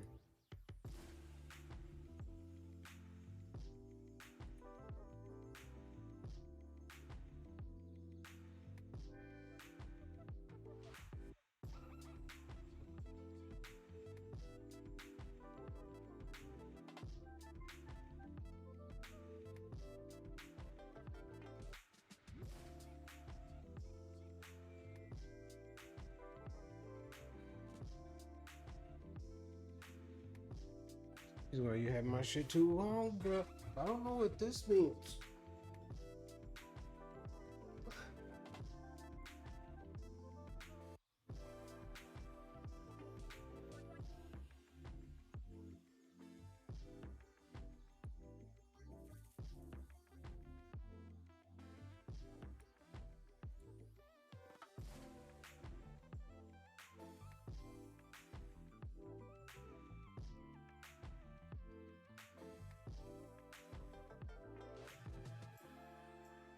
I don't think there's anything wrong with these ports.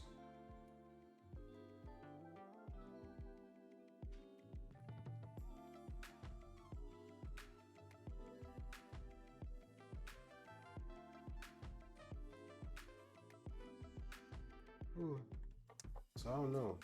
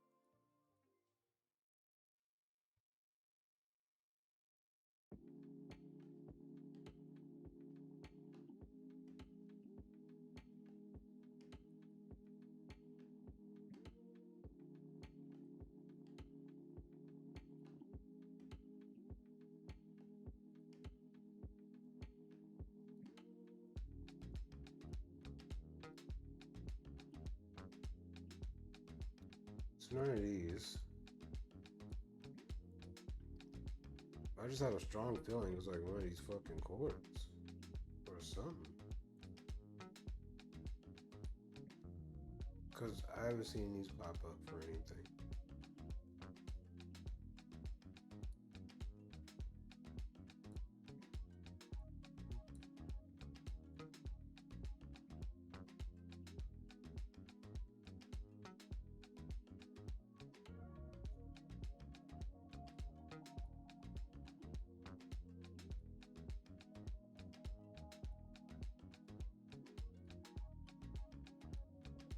I don't know.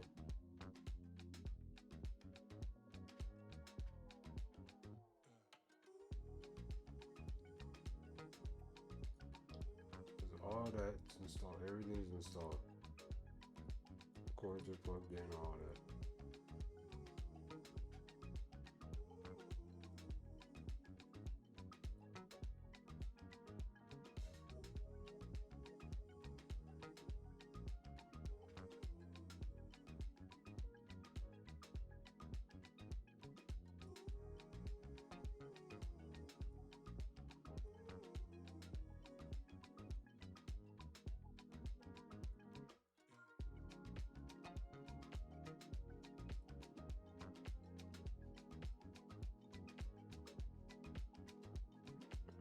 Has anything to do with anything?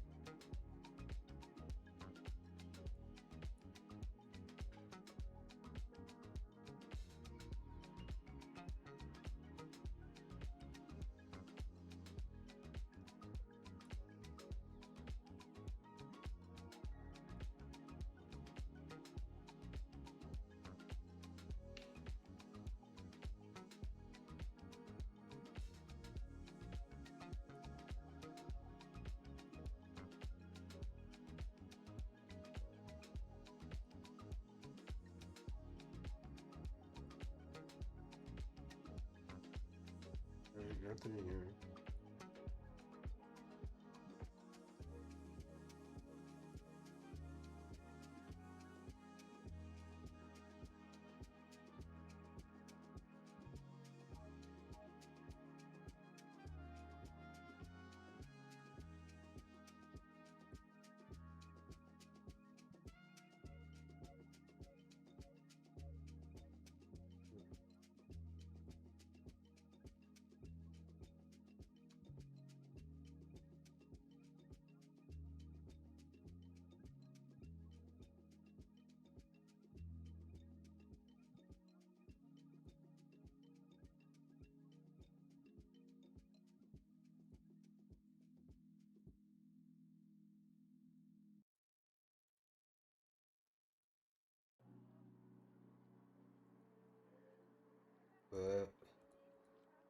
I have to put that on first and then this. Damn.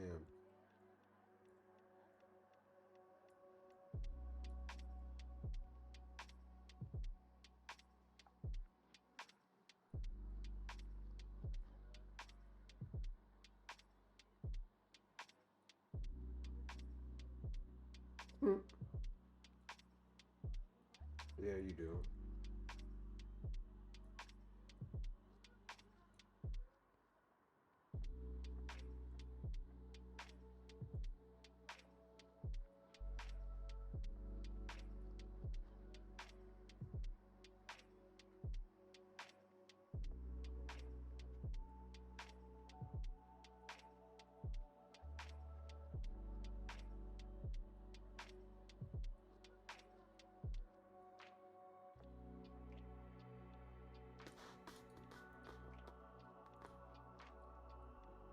I don't know. I think I'm stopped.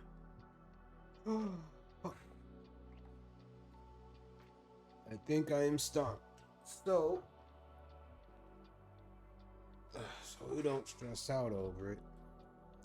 I'm gonna come back to it, maybe. I'm gonna go make some food quick, 'cause I'm kind of hungry. Although I shouldn't be. It's 3:30. 3:30.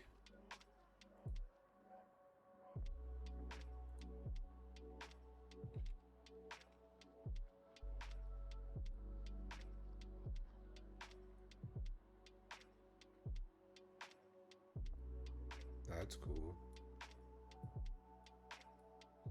It's AMD.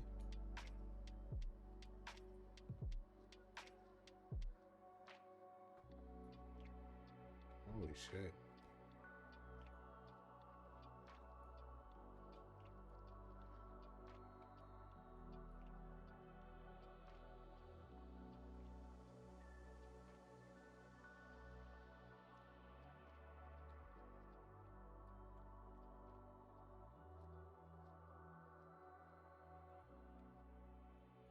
It's no different from space. Oh, nope, space. Futuristic. D, I guess.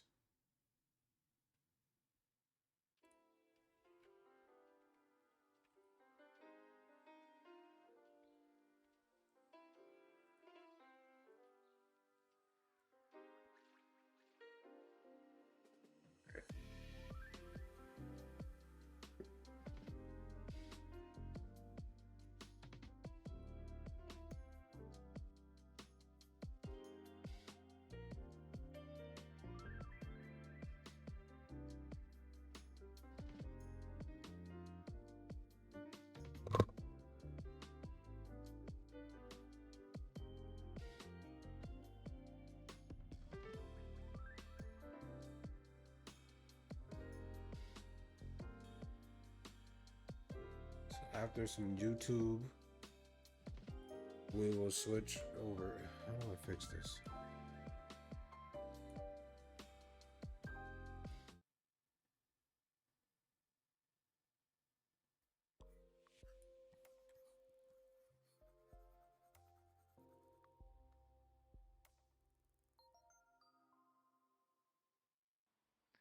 В игре PC Building Simulator при прохождении задания диагностика и ремонт компьютера при запуске программы 3D Mark бывает, что появляется ошибка Clock Watch Dock Time Out. Это связано с тем, что кулер, кабель питания от кулера не подключен к материнской плате или же на процессоре сухая термопаста. Нам нужно отсоединить кабель питания от кулера, снять кулер с материнской платы и установить термопасту на процессор. I knew it. После нам нужно будет опять установить. You know what? I'm gonna go get some damn. Подключить кабель питания. I fucking knew it. You mother. Because I was like, where do I apply thermal paste? You sons of bitches.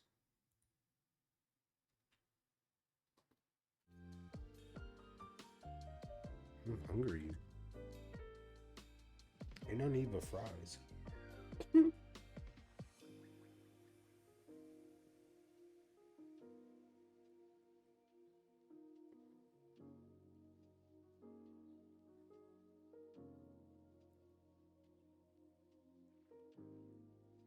I know what I can do. I should have some fun with it.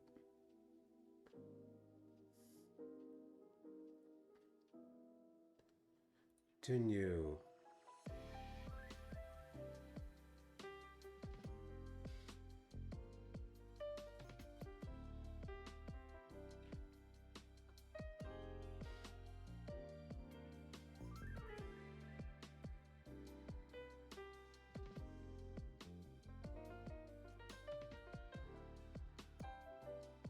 Alright, let's go back to you. Let's go to the store.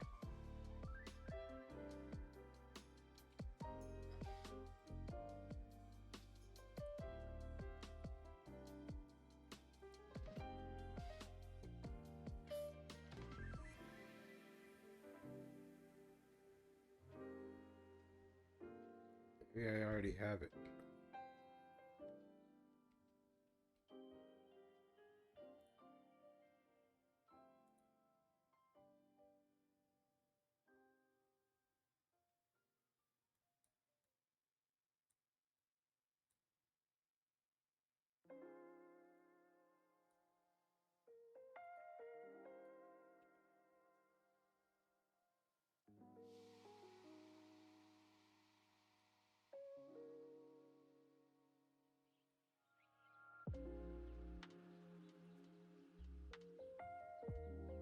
I can't.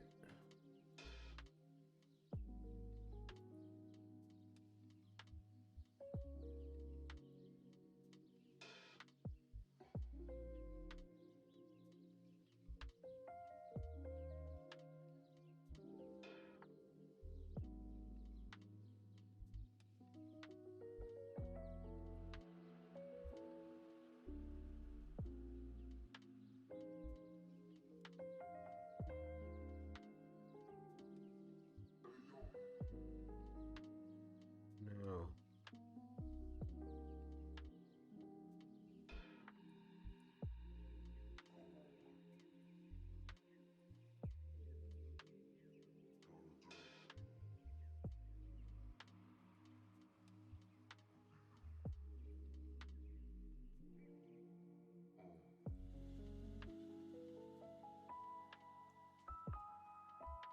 Watch the magic, you motherfuckers, I tell you.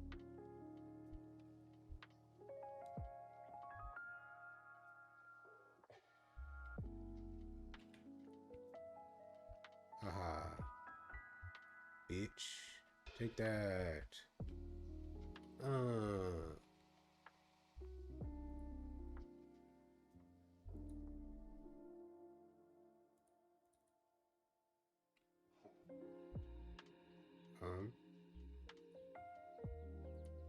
Sure.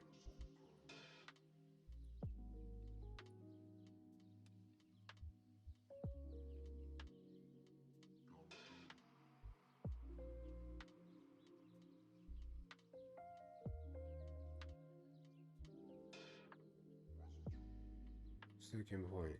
So I have that. That's done.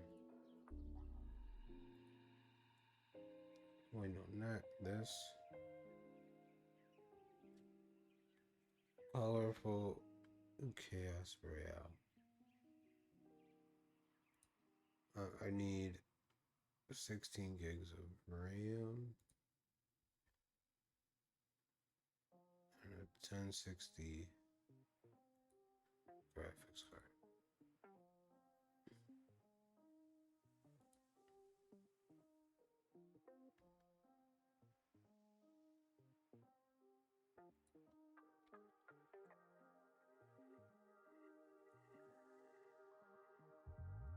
Arms edition.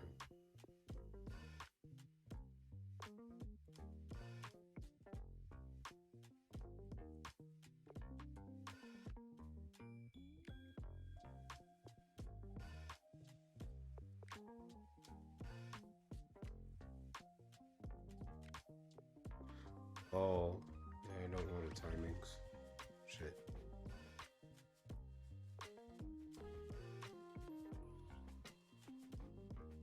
Let's wait till the computer comes in.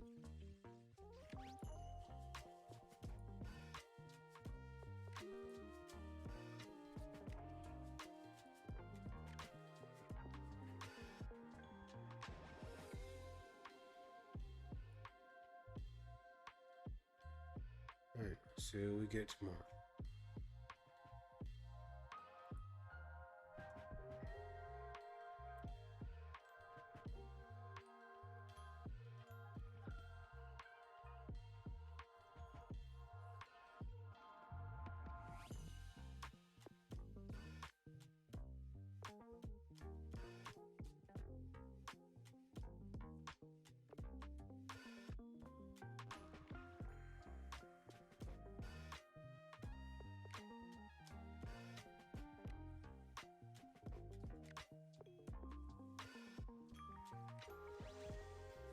That's good.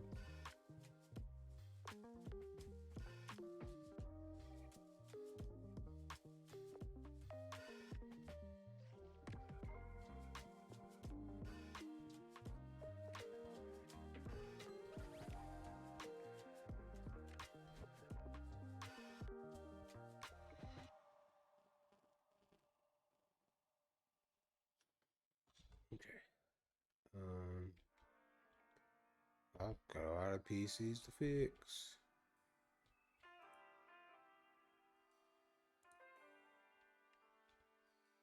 The other stuff ain't coming.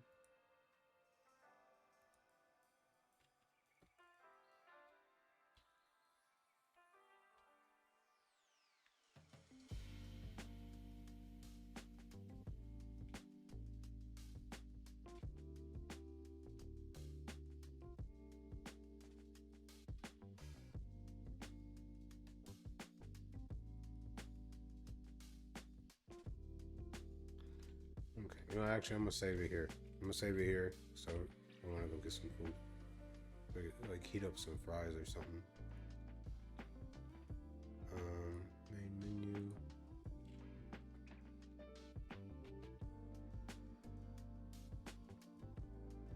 That's nasty work.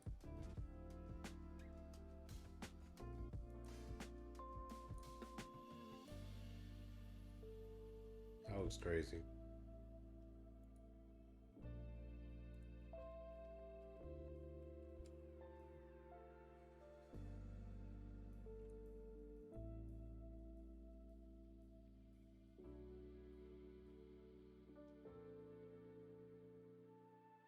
What? I gotta see that. And this one.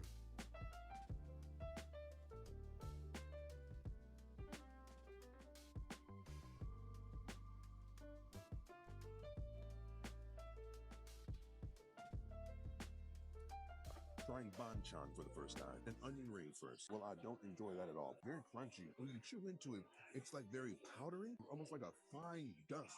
When you start to crunch up the crust, and not a lot of flavor. You know what I mean? I know they give you ketchup, but you need some kind of seasoning on this, man. Try this corn dog. A delicate stringy cheese. The crust is Oh, that's new.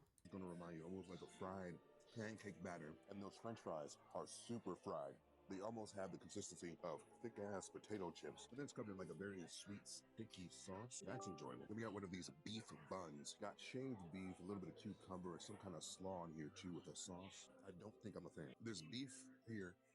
On its own, you have a little bit of a sweetness in it too, but there's a good little savory bit in there too. But it's completely overpowered by the bun, of course, and then that syrupy sweet like coleslaw. It's not that. I may finish the bitch, but it's just not exactly what I want out of any beef dish. But of course, we came here for the fried chicken. This is kind of ass. It's almost like a Buffalo Wild Wings type of thing where they don't season the chicken, but they depend solely on the sauce. If you bite into the muscle, there's literally nothing. It's just chicken. There's no salt, there's no pepper, there's no garlic. It's not marinated. There's no love here. The sauce is even just okay. It's spicy, it's sweet, it's sticky, but everything here is spicy, sweet, and sticky. And it's not like extremely crunchy. And everyone just really just raves about how crunchy it is. But I traveled about 45 minutes for this. Would I ever do that again? Absolutely the not. trying banchan for the first time, and onion. It I'm breaks calling my heart. bullshit on the myth that everything's better homemade, and I'm testing it by making things from scratch that nobody in their right mind would ever make from scratch. Today we're making a PB&J. I got some grapes, and for some reason, just being in the room with them makes me uneasy. I feel like I'm supposed to do something with them. Anyway, I don't know what it is, so I ignore those feelings, and I got started on a grape jelly. Grape jelly is not something that we usually have in the UK, but as far as I'm aware, grape jelly is the meta in America. After straining off my jelly, I was left with a bunch of skins and grape mush, and I decided that I may as well start experimenting with grapes. So I blended and dehydrated all of that pulp, because I'm pretty sure that this is the way that you make fruit leathers. And if it's not, then this is a way to make fruit leathers. Anyway, I coated them in sour sugar, and look at that shit. I really did just make candy as an interval in this 1 minute video. Anyway, back to the main thing we're making. I got started on a brioche kind of dough, which I made with a stand mixer, which I'm only including in this video so it can be a tax write-off. Store-bought white bread is extremely squidgy. So squidgy that I don't think that I can compete. So I cheated and I made a brioche. And I'm definitely not a baker, but I think it looks pretty damn good. First, we're going to assemble the competition. Cheapo bread, whatever peanut butter, and whatever jam. Then we're going to assemble my artisanal masterpiece. And we'll be able to answer the question of should you invest over half a day of your life into making a peanut butter and jam sandwich? Let's find out. They taste almost exactly the same. Bye-bye. I'm calling bullshit on the myth that everything's better. Warning, you are being recorded by a security camera.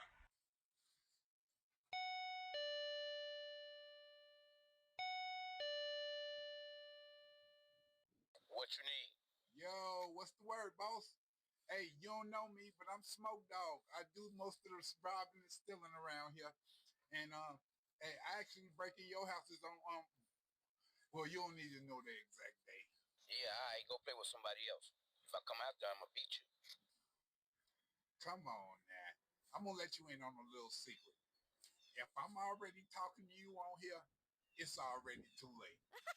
I didn't already handle my business. Once was yours, it's ours now. No, but for real. But anyway, you at the admissions place. Man, what the f***? You know my location? How the f***? I'm on my way. Where the f*** is my dog? You know, that's actually what I wanted to holler at you about. I took him off of that dollar store brand you had him on.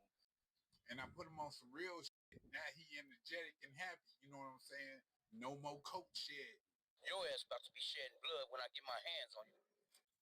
Now you see, I left you half of my gyro cheeseburger, but now you get nothing. Warning, you are being recorded by a security camera.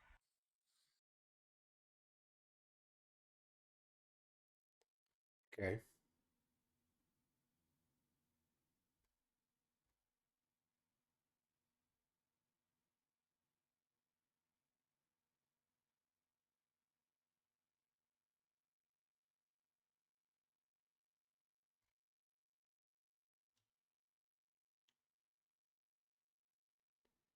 Okay. Let's do that. I'll be right back, you guys. Hello there. Welcome back to Anything with Alvin. Today I decided it would be kind of fun to play around with some Kraft mac and cheese. Now for me this is pretty nostalgic and I grew up with a lot of different ways to upgrade it and make it my own and kind of feel like I was cooking at home. I feel like this is one of those foods where everybody kind of has their own ways to jazz it up. With stuff they have at home, with stuff they, can make with their friends. And honestly, one of the biggest reasons why I wanted to make this video was because there was a massive discount when you bought them in bulk, so here we are. Let's have some fun today, shall we? And just a heads up, all these upgrades and combinations were either from personal databanks or from scouring Reddit and the internet, so thank you for your ingenuity, your ideas, and hopefully you get to see some of your favorites come to life. Alright, first up, the Blake Lively. Now, according to the internet, she posted this on her Instagram story a while back. She said that she really loves mac and cheese, but she doesn't really use the traditional box recipe. Instead, she adds a heavy splash of milk, a third a block of cream cheese, and 2 handfuls of freshly grated cheese, specifically something sharp like a cheddar and a combination of a more milder cheese. Now, this one seems pretty fun. I do like the addition of cream cheese, so let's give it a try. We're going to prepare the box as usual, except in these cases, I actually like to undercook the noodles by 3 minutes. Compared to what they recommend on the box. Usually they say 6 to 8. I go for 4 because I think by the time you're done, you don't want them mushy. This helps them give a nice chew.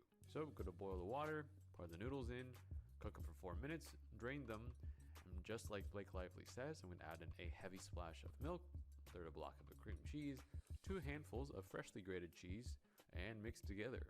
And the result is really, really nice. This looks luscious, this looks cheesy, this looks so appetizing compared to the normal box, even though there's nothing against that. And I think just by visuals alone, this is kind of those creamy mac and cheeses that if you like that kind of thing, this would definitely be your vibe. Almost like the thing you find at a side dish at like a fried chicken restaurant or something. All right, this is it, the Blake Lively mac and cheese hack. Let's give it a taste. Now this is really good. The cream cheese adds such a nice tang, and you get a lot more of that sharpness from the cheese, but it still tastes like that delicious box mac flavor that we love, just upgraded. Next up, brown butter mac and cheese. Now this is something that I personally wanted to try. Usually when you make Kraft mac and cheese from the box, you add in butter and milk and all that good stuff, but I wanted to see if we can take up the flavor a little bit, because if there's butter, I usually try and brown it. So with the butter that they recommend, a couple tablespoons, I'm just gonna brown that slowly. I think the key to browning butter is making sure that you do it and scrape off the bottom the whole time so none of those residue bits get burned. And I take it to the color of Guinness, is what a pastry chef once taught me. Usually people, when they brown butter, they don't brown it all the way. I kind of like to take it to the edge where you're not sure if it's burnt. But the tricky thing is, it can burn quite easily. So after taking it to a nice dark brown or burnt noisette color, I'm going to pour in the noodles that we cooked off to the side. These are the same traditional noodles from the box, just cooked for 4 minutes in the water. And I want to toast these noodles a little bit first to get those aromas going. And then I'm just going to add in a splash of milk and cheese powder as normal. So the only difference between this one and the normal box mac and cheese is the fact that we browned the butter first and we toasted the noodle. So let's see if this actually does make a difference. Now, from both a color and an aroma point of view, this is already clearly darker and more rich and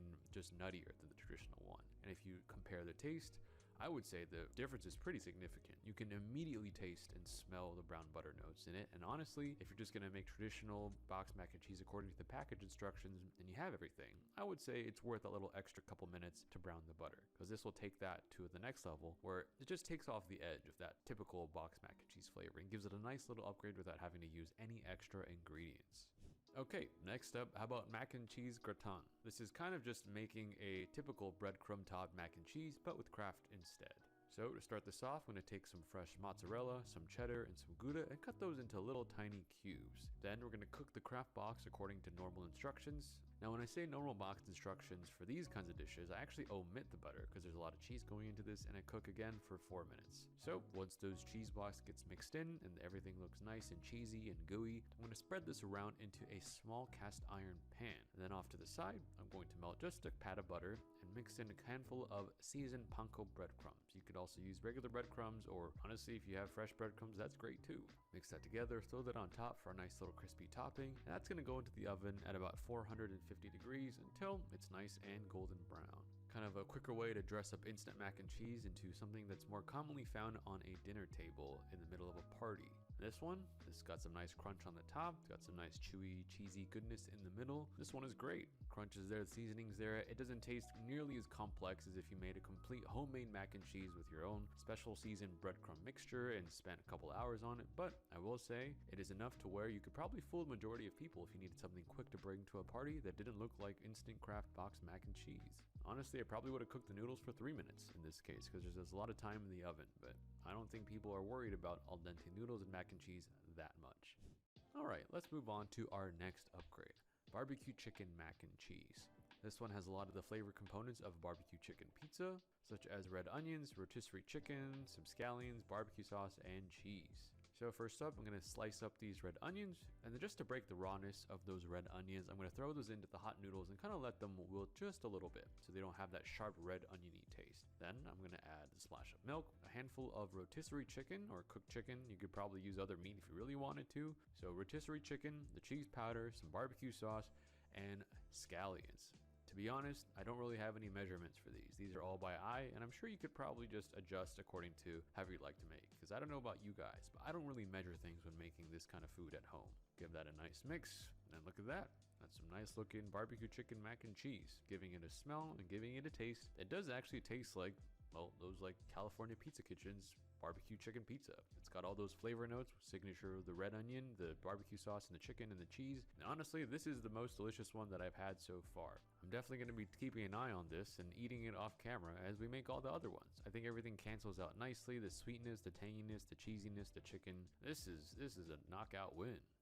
Now this upgrade, this is a personal mac and cheese recipe. This reminds me of coming back home after a long day in 7th grade, finding mac and cheese in the pantry and finding some leftovers my mom had in the fridge and kind of combining it to pretend I was a chef. So first I'm going to take some butter and sear up some of this ground beef. Now it's a lot of ground beef, and I'm just going to set aside half of this because we're going to use the ground beef for later. And into this ground beef that we have remaining into the pan, I'm going to add a little bit of soy sauce and some honey to kind of almost give it that teriyaki-ish, soy flavor that I really enjoy, and it's really easy to make. And once that's all done, the beef is going to get removed. I'm going to deglaze that pan or pot with hot water and cook the noodles in that. That way we get as much flavor as we can. After the noodles are cooked according to how we normally do it, I'm going to add in the ground beef, which has been glazed with soy and honey, some chopped scallions, and the cheese powder, milk, everything good. Give it a mix. This is comfort to me. This is nostalgia. This is one of my first attempts at trying to cook at home as a young kid, and it tastes delicious. Everything goes together. There's no real cohesive theme to it, but you put ground beef with soy and scallions and cheese together, it tastes like home. And it's really, really, really good. I didn't mess around as a kid. All right, next upgrade, we're gonna go ahead and make taco mac and cheese. Some cheddar, ground beef, jarred salsa, lime juice, and some paprika. So we got some cheddar that I'm gonna grate. After that's done, I'm gonna go ahead and make the craft box like normal. I'm gonna add in the ground beef that we had from earlier, some salsa from the jar, that grated cheddar, the cheese powder, and a little bit of lime juice. And for seasoning, I thought we had taco seasoning, but we actually didn't. So I'm going to use some smoked paprika because that's kind of similar. It has a nice smoky flavor and I like that. So that's going to go in too. Give it a nice mix. Put it in a bowl, top with a little bit more paprika, and yeah, that's taco-ish mac and cheese, I guess. Has a little bit of those flavors, and I think the jarred salsa and the ground beef really take this to the next level and go really, really well with the cheesy flavors of the box. Very solid all the way through. Pretty quick considering that a lot of the stuff probably came from the supermarket. Ready to go. All right, up next is a Cajun-style mac and cheese. This one, we got some sausages, red onions, garlic, and scallions. First, I'm gonna cut up those sausages. I'm gonna slice up the red onion, slice up the garlic, slice up some scallions, and over to the stove we go. It goes a little bit pat of butter. First, I'm gonna cook off the garlic until it starts to get a little bit brown around the edges. Then I'm gonna go ahead and start cooking the onions until there's a little bit of color on those as well. And then those go into some cooked Kraft noodles.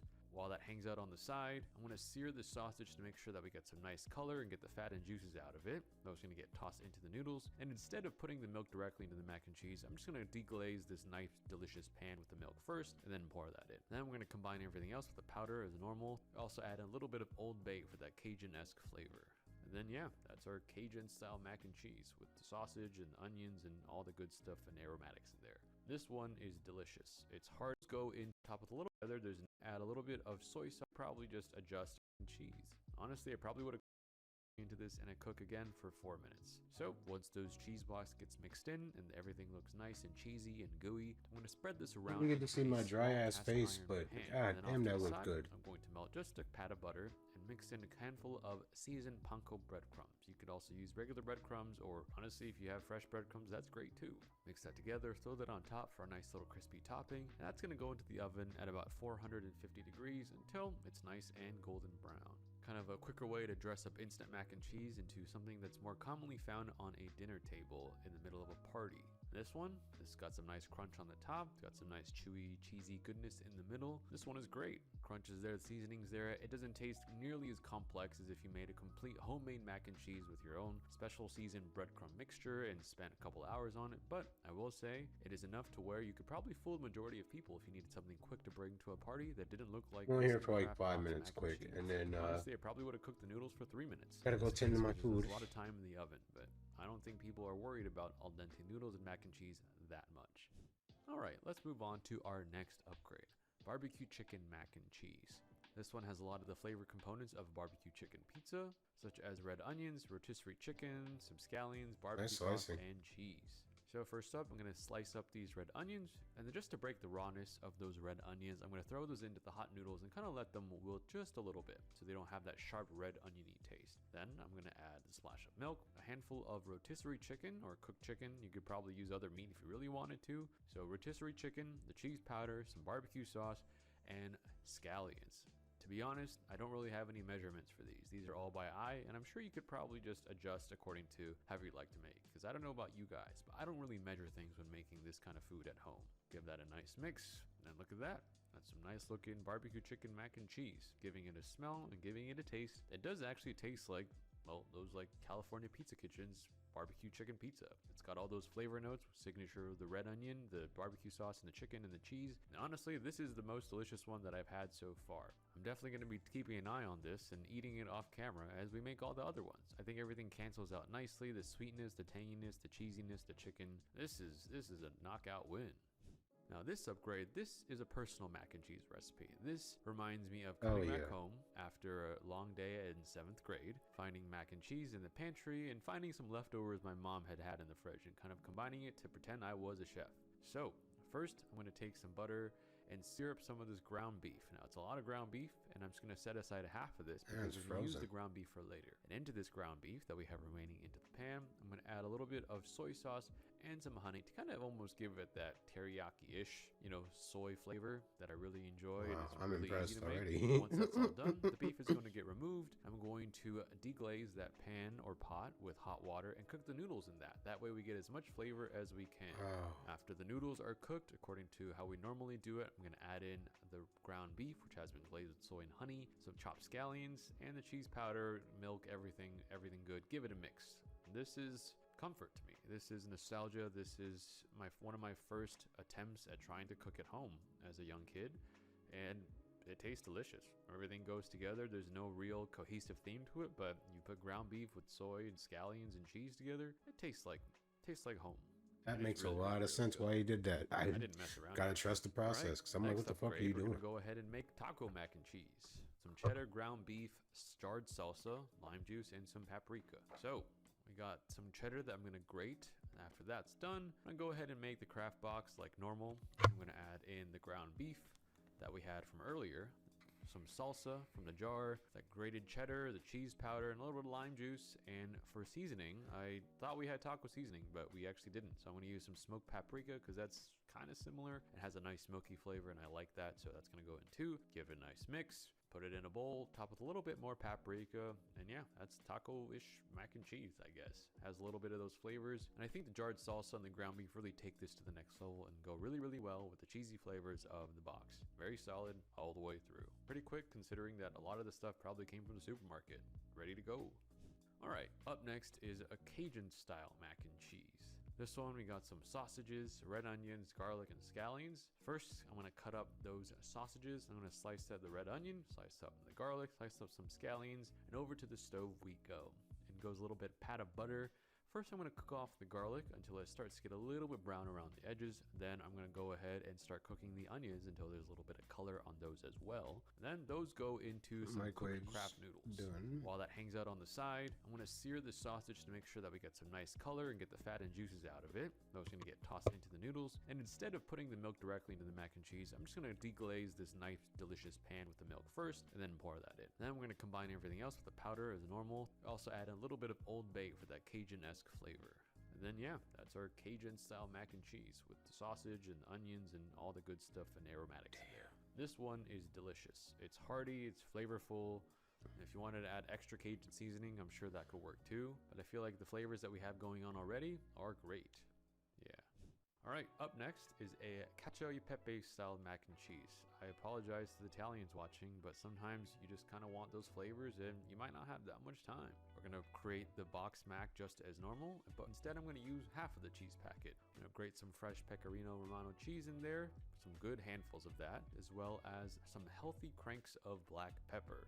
We mix this all together, and as a hybrid between instant mac and cheese and cacio e pepe, this is pretty good. It does the trick if you want those nice, cheesy, peppery flavors, but it doesn't require all the fuss of necessarily having everything and all the ingredients to make the whole thing.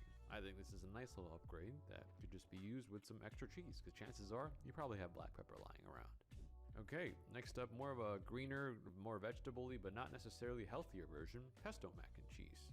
I thought that having things All like right, cherry be right tomatoes back. and pesto would be a nice And also contrast far to the away from the cheesiness camera. of mac and cheese. So this one's pretty simple. All right, Cut the be cherry right back. tomatoes in half. Throw those into the noodles, mix them around until those cherry tomatoes get a little bit warm, but not Oh, that's mushy. fucking Add milk. in the cheese What the powder, fuck is a that? good healthy spoonful or two of the pesto, and just mix it up. And yeah, everything works together nice. I can't see why any of this would not go with each other. And it's just a nice little way to jazz up your mac and cheese if you have some vegetables and a little half-eaten jar of pesto in your fridge. Because it works.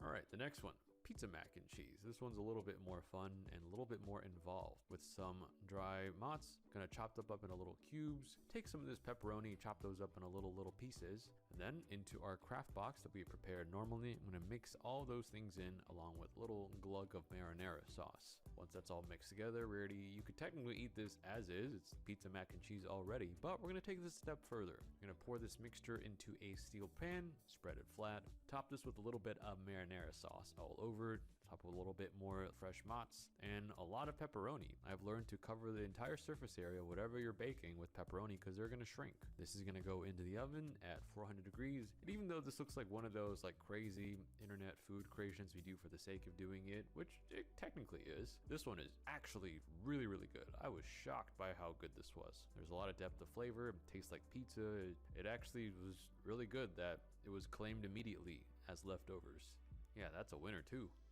All right, this next one for a little bit more something substantial and somewhat balanced, broccoli cheddar chicken, which I definitely saw a lot of people making at home online. So first we're gonna chop up some frozen broccoli florets into little pieces, gonna grate some fresh cheddar. You have this rotisserie chicken here. I mean, this one's pretty simple. You kind of take these things, prepare the craft box as normal, and throw all those things in with the sour cream, the milk, and the cheese powder, and you just give it a big old mix, and out comes a somewhat more substantial and balanced meal. You have some extra vegetables and protein in there, and because broccoli and cheddar is a pretty classic combination, this tastes really good, and along with the tanginess of the sour cream delight, I can see this being something that you might want to, make on a more consistent basis. That would work well in almost any situation. You could probably even throw more cheddar and broil it in the oven if you really wanted to.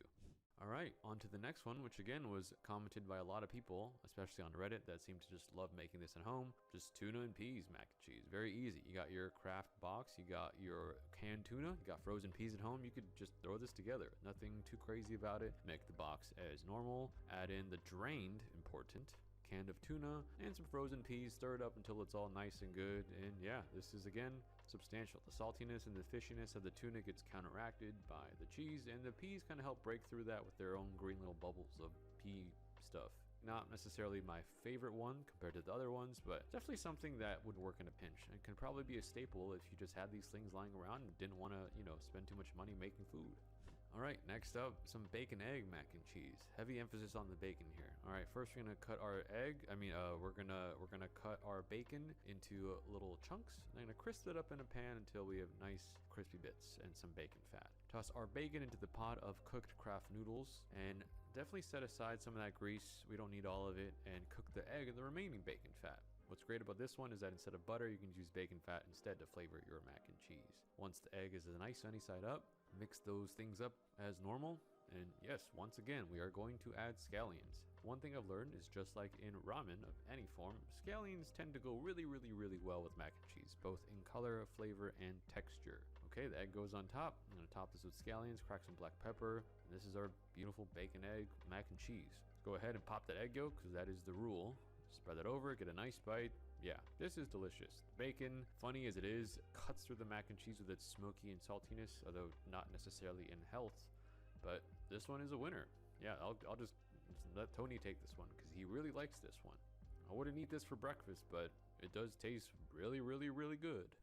All right, buffalo chicken mac and cheese. This one is something that Steve actually likes to make a lot, he said. Pretty simple, rotisserie chicken, hot sauce, got some cream cheese. Yeah, we're just gonna take all these ingredients, prepare a craft box according to normal package instructions, which is -3 minutes on the cook timer for the noodles, and just mix everything in and give it a bite. The tanginess and the spiciness from the hot sauce counteracts a lot of the stuff. The cream cheese has a nice little body to it, and this one it tastes exactly like what it sounds like, and it is good.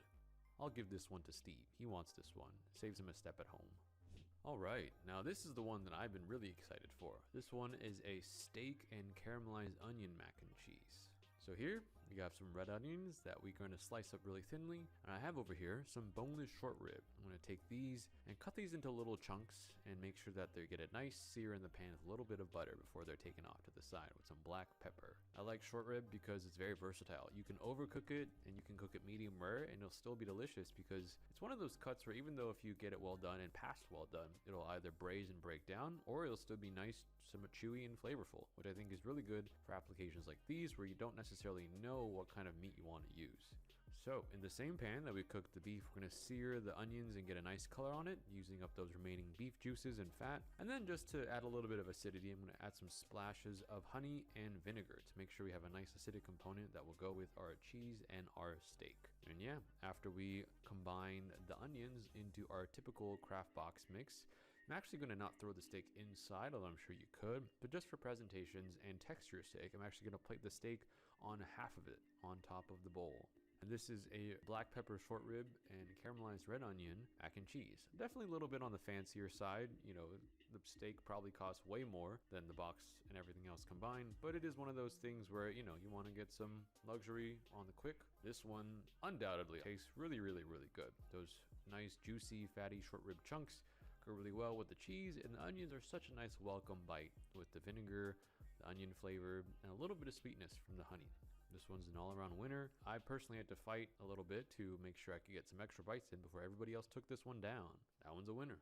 All right, now something that I've personally done a few times at home. This next one is chili crisp mac and cheese, or laogan mac and cheese.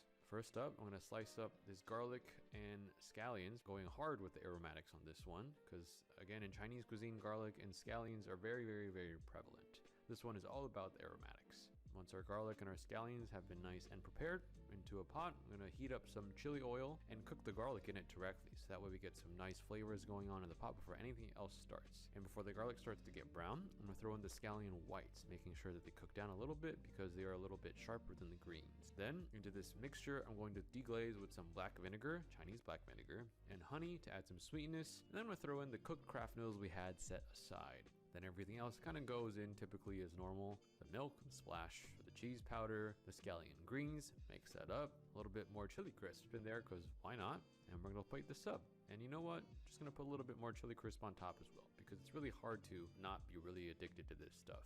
And this one is the laogan mac and cheese. One thing I've actually seen served at restaurants, although probably not the instant box version. And this one is, not surprisingly to me, but maybe to other people, very good. So much flavor coming from the chili oil combining with the cheese as well as the garlic and the scallions. Kind of has all those strong, allium flavors melding really well with the cheesy, mellow flavors with the mac and cheese. This one is a winner, especially if you have any people that really like chili crisp. That's one way to get them really excited. And the color is beautiful from the chili oil as well. Okay, this next one I kind of thought would be fun to try to play around with because I've seen people make French onion soup dip, but I thought, what if you just threw that into mac and cheese instead and make French onion mac and cheese? Because technically a French onion soup also has cheese in it.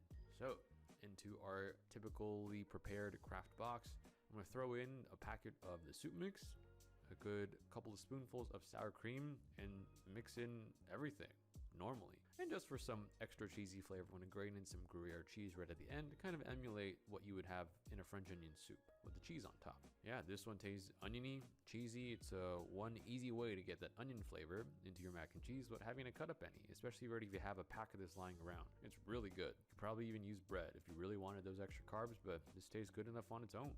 In the same vein of using pre-packaged products that you probably have in the pantry, cream of mushroom was another one that I saw on the internet. I think this was on Reddit.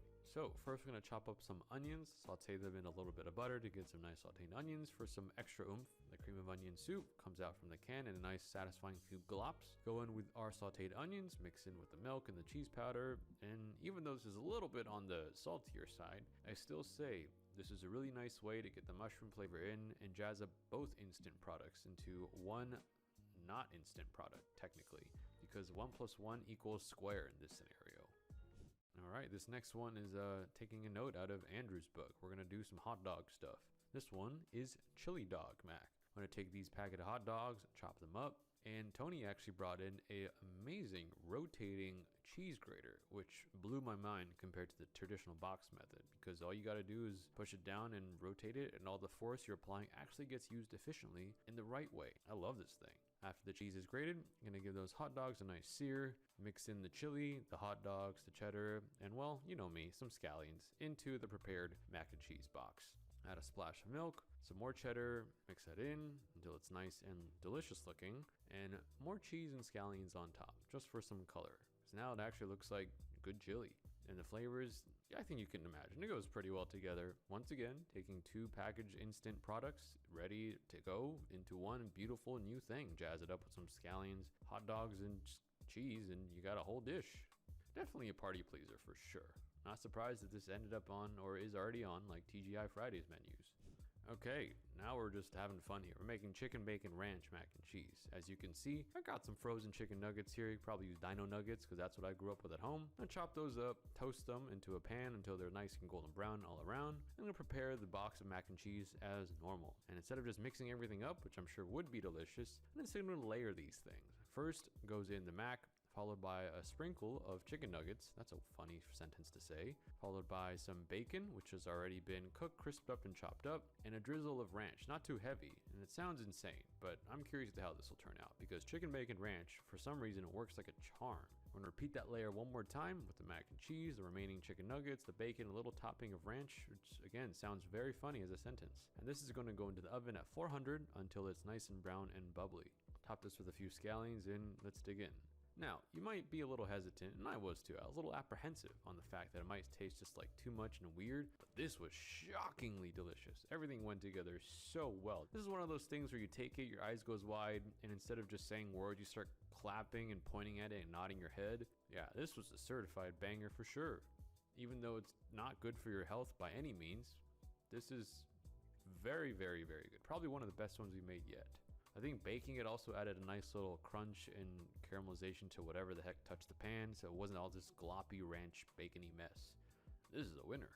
Okay, we're gonna go for another direction here. Let's go for spam kimchi mac and cheese. Kimchi mac and cheese has definitely been popular in the restaurant world. It goes well in so many menus, considering the fact that a lot of the flavors from kimchi and gochujang in Korean cuisine goes well with cheese, and is commonly served with cheese in Korea and in Korean restaurants. So this one just makes sense. I'm gonna chop up some spam, fry those up with some scallion white, so we've again chopped up to get some flavor going. Take this kimchi, throw that in and saute it so those nice raw flavors kind of get cooked out a little bit and becomes a little bit more mellow. I'm gonna dump that into our cooked noodles from our boxed mac and cheese. And I'm gonna deglaze the pan really quickly with the milk, pour that into our noodles, and add in the gochujang and cheese powder along with scallion greens. Once everything's all mixed together, yeah, this is some nice kimchi spam mac and cheese. Color-wise, flavor-wise, everything makes sense. It goes together well. I can see why this is quite popular at restaurants.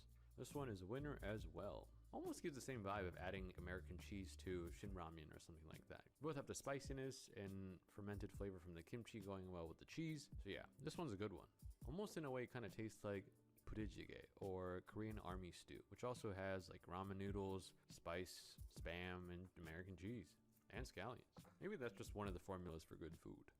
Alright, clearly you've seen me use too many scallions at this point, so I'd say why not, let's just go ahead and make a scallion lover mac and cheese. I've actually had this idea in my head for a while based on some stuff I do at home. So we have a lot of scallions here and a good amount of garlic as well. So what I'm going to do is cut these scallions up roughly, not into slices, but more like chunks and stalks. For this method, they don't need to be precise. So first, I'm going to blanch all these scallions in boiling water for about half a minute or so. I don't want them to turn dark like gray green or yellow green. I want them to still be bright. So once they take out, I'm going to put in our garlic, which has not been blanched. And then I'm going to season this with a good pinch of salt and a little bit of sugar and immersion blend this. This is actually a sauce. Yeah, I'm just going to take the camera off me. All the time. It's like a scallion garlic puree that actually my friend Eric from 886 and One taught me. He kind of uses this as a condiment for his restaurant in a different version and recipe, and I took inspiration from that and use this as kind of like a nice flavor addition sauce at home. Got this nice beautiful green color. I think he roasts his, but I think blanching helps maintain that green color. And once this is all blended together, we have a nice delicious scallion garlic puree. Now this is going to go directly into our prepared box of Kraft mac and cheese, along with our cheese powder, And if you really like scallions, you're gonna like this one a lot. If you don't like scallions, you probably won't want to eat this one. But since I like scallions, I think this one is really delicious. There's a lot of that bite to it, and it really goes well together because you have the cheese and the milk, and you have the scallions. And that's just a good time. Okay, now we've gotten to the point where we've made a lot of mac and cheeses, and we have leftovers. And this is actually the Blake Lively one that we made from earlier. It was left over and it's in the fridge, and well, what do you do, right, if you can't finish mac and cheese? Well, one thing I found that you can do, you can turn it into grilled cheese, because the mac and cheese already has so much soft, starch and milk and cheese inside of it that it's a natural conveyor belt to turn it into something more delicious. So 2 nice slices of sourdough, I'm gonna go down, and I got some pieces of sharp cheddar that we have slices of. I'm gonna lay that down on the bread. I'm gonna take out the mac and cheese and use it as almost like a spread, sandwiching that on top of the 2 slices of cheese and putting the remaining 2 slices of cheese over that and finishing off with the bread. Now this is gonna go into a pan with a little bit of butter and sear for about 5 to 7 minutes on low heat with a lid, is what I've learned for thicker grilled cheese, to try to get everything warmed through. Let's give that a flip. Wow, that is a nice crust. I like that crust. That's a nice crust. I'm gonna flip that, let the other side go for another 5 to 7 minutes, and ta-da, grilled mac and cheese. This is, let's give this a cross section, some nice crunching. There it is. I'm sure you could use as many other cheeses as you want that would probably melt a little bit better. Yeah. From a flavor point of view, this is good. Tony really liked this one. I was a little too full, to be honest, to eat more at this point, so Tony had to take one for the team, and he gladly did, and will do again for this sandwich. Crispy, crusty, with sneaking bites of it as we were shooting the other ones. This one's a winner. Alright, in the theme of leftovers, you do have a lot of ingredients left over from all those other ones we did. We have a lot of meat. We're gonna call this one the Meat Lover Supreme Mac and Cheese, using up as many leftovers as we can. Chop up the remaining amount of Spam, chop up the sausage, chop up the pepperoni, and throw in some mushrooms and onions to make sure that we have something to add some bulk and to counteract the flavors of all this meat and cheese we're about to throw in. We're gonna grate up all the random blocks of leftover cheese from the chute in Tony's grater, as well as the random ones we found in the fridge that we could use. And once that's all done, I'm gonna take 2 pans this time. I'm gonna brown the meats, trying to get those fats and oils and juices all seared up nice and deliciously. And in one pan, after the meats are done, I'm gonna throw in the mushrooms. And in the other pan, I'm gonna throw in the onion and cook these individually until they're nice and delicious. And once they're all good and really browned up, I'm gonna go into this one glorious meat, mushroom, onion mixture. And then we're gonna cook 2 boxes of instant mac and cheese according to normal instructions, and we're gonna throw in all of the grated cheese we had from earlier, along with the leftover sour cream, a heavy, heavy, heavy splash of milk, and all of that delicious, glorious browned up meat, mushroom, onion mixture until we have this deliciousness. And then finally a heavy dose of scallion whites, which will hopefully help fight back all that intense flavor from everything else. Give it a nice big mix. This is our Meat Lover Supreme Deluxe leftover everything cheese, meat, cream, onion, mushroom, mac and cheese. And yeah, this one was very, very, very, very good. I may or may not have claimed most of this to take home by myself. This was a fun one. I learned a lot about mac and cheese, and I would say one of the biggest takeaways is that it is nice to have scallions in the fridge when making anything at home, because 1, they go really, really well with mac and cheese, and 2, this box is a lot more versatile than I thought. I would say that you can almost add in anything you want, and the cheese and the noodles kind of become this bed for almost any kind of seasoning and flavor that you want to infuse. You might be wondering, you guys didn't finish all of that, did you? There's no way you could have eaten every single thing. And you're right, we didn't. After every finished recipe, we immediately placed it into a takeout container, and Tony was kind enough to label all of them. These are all of our leftovers. These are some of the ones that I feel like really stood out to me in flavor and just creativeness, and how much I'd want to eat it again, and how much I was shocked at how good they were. And don't worry, Tony's gonna take home a lot, and I'm going to make sure that these mac and cheeses find a nice home at some of the restaurants that I like going to. Their staff are probably very hungry, and I'm sure they could probably use this as part of their staff meal. So these will all be going to the right people. There's probably so many other combinations that people like to do that I haven't even touched, and I'm sure you have your own favorite combinations as well that you like to do at home, whether it's a variation of these, whether it's a new one. The ingenuity that I've found on the internet for people who like to make mac and cheese knows no bounds. So don't like most of it, but to play around with your whatever you got lying around at home, and hopefully find other ways to enjoy this nice little blue box.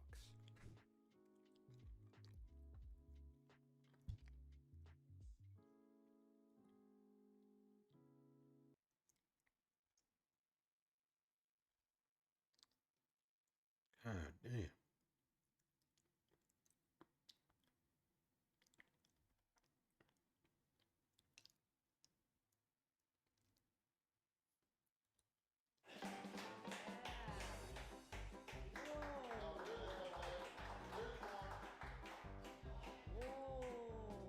Oh my gosh.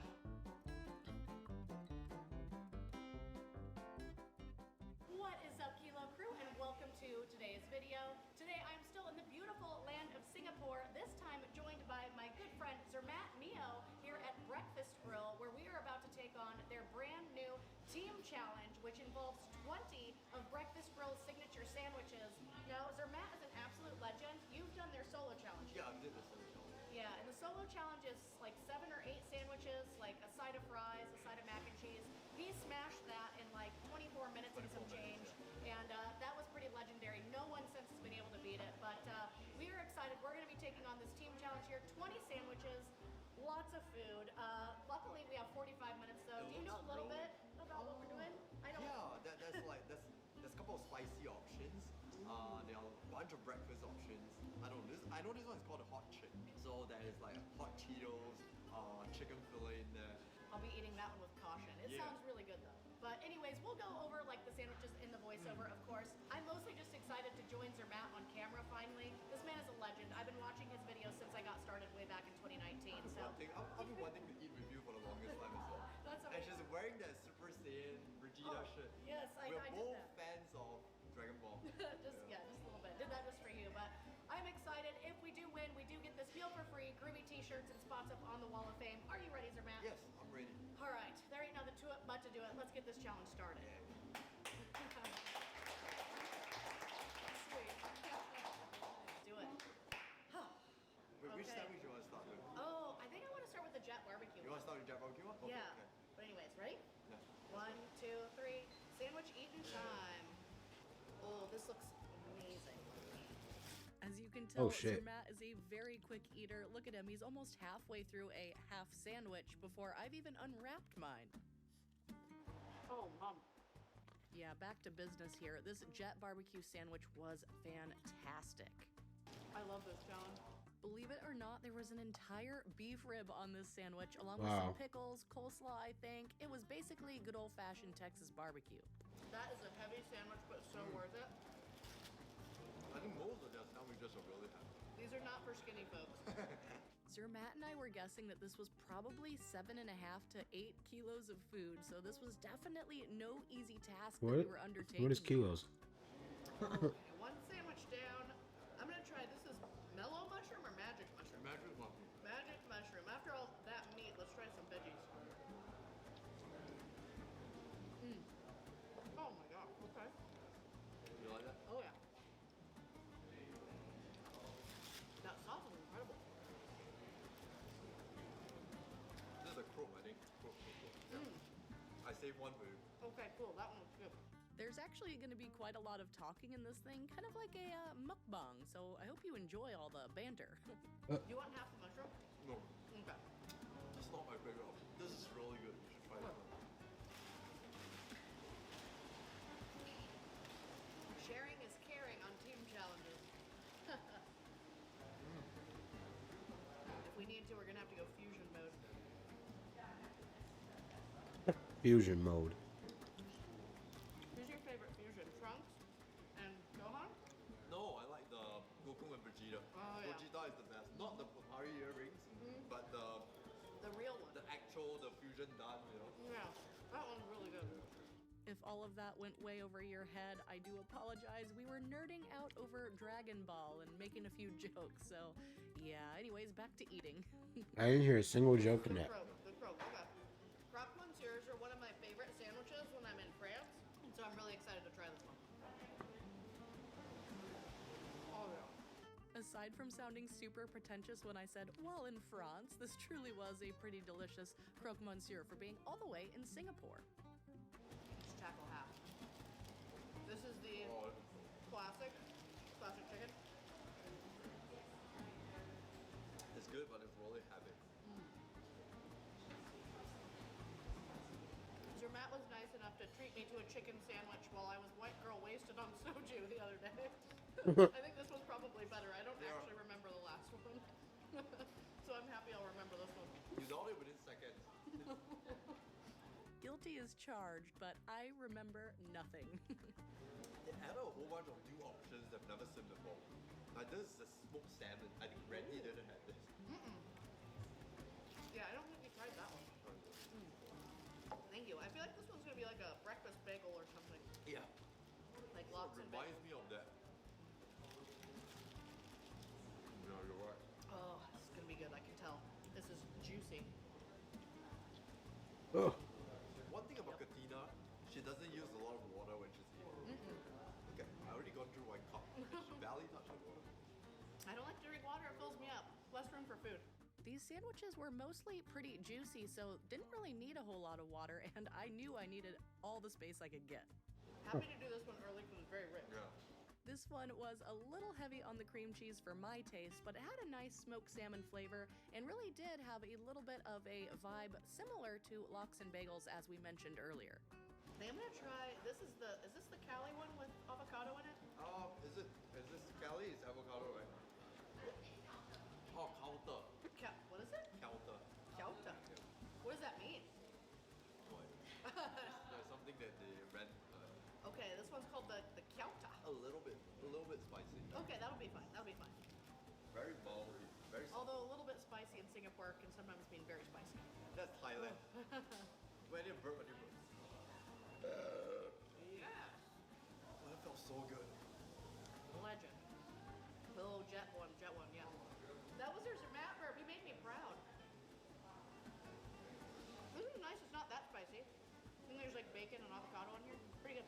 This one was sort of like a spicy BLT, but not too spicy. It was just enough to give it a little bit of zing, almost like adding maybe some Tabasco to a BLT. Look at that. That's a sandwich right there. Oh, this is still that Counter. I never did find out what that name meant, but it was delicious. The egg was a nice touch, cooked perfectly, and this one was relatively soft, so went down quickly. Final bite of sandwich number who knows.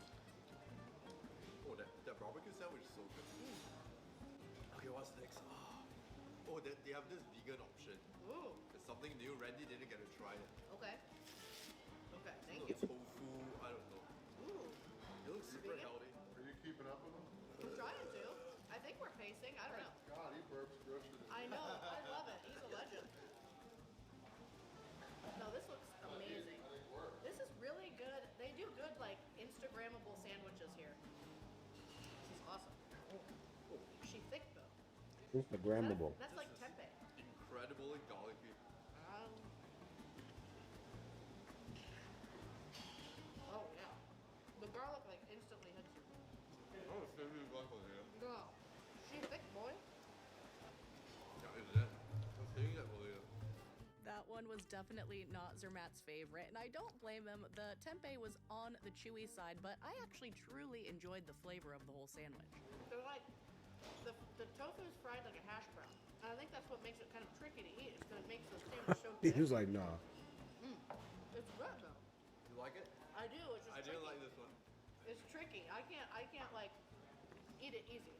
I'm very honest when it comes to whether the food is good or not, but I think every single sandwich is excellent. This one is, it tastes too lean to me. I think it's a texture thing, because the middle's harder. Wow. Oh boy. Well, at least we have a lot of time. Loads of time, and Zermatt and I continue to chat like old friends, so I hope you enjoy the rest of the video. You don't need any more chatting from me in the peanut gallery, so enjoy, and I will catch you in the next one. I think I'm gonna go for a confidence booster and knock out half of it. She just said, fuck it, I'll just let it go for 9 whole minutes. I think this is the Cali. Oh, This is Cali, right? Yes, Cali. Which is just like ground burnt beef? Yeah, ground beef with a bunch of cheese and pickles in there. Caramelized onions. The grilled cheese is nostalgic.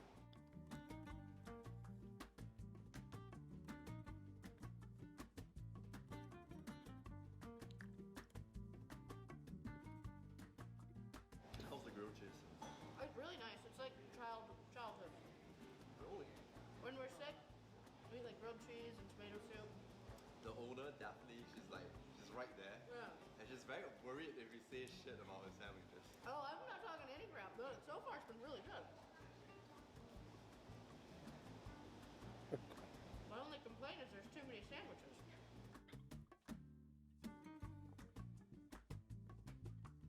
They say the Cali is good. Who's your favorite competitive eater? Ooh, competitive. I really like Jeff Esper. Oh yeah, I like that him as man well. is so chill, so humble. He can do like, I don't know, like 20 pounds of... Oh, he's so like relaxed about it too. He just like casually like will sit there and smash like 20 pounds of mac and cheese. God tier. Yeah. Alright, time for my half of the Cali, or my whole of the Cali. Katina doesn't even watch my videos. Who do you think is a better eater? Like Randy or Adam? Adam Moran. I do like me some Beard, but I will say he hasn't really proven himself in capacity like Randy has. So I'm gonna go with Randy. He's probably more skilled. I think Beard might have you on speed though. We'll see. Yeah. We need to find out. When Randy's in his prime, not right now. You might need to help me with this one. That was kind of hot for me. Yeah, yeah, yeah.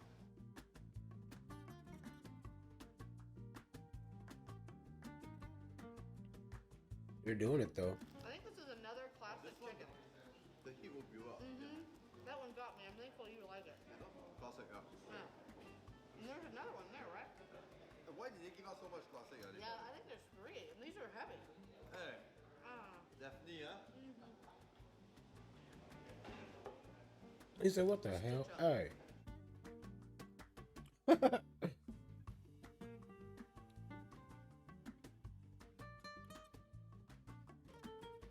This is slow going, I will say. It's delicious, but slow going. I mean, she's thick, boy. That was a big ass like rib.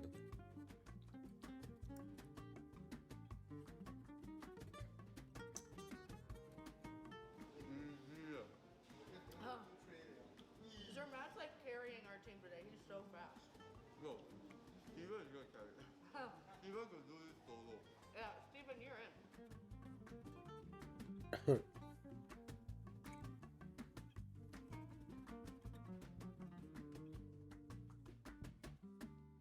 Oh, the Spam is like deep fried. Whoa. I don't think I've seen that before. That's a lot of egg. This is not for skinny people, for sure. Is that egg? Bruh. Ow. Oh. Whoa. First bite. Okay.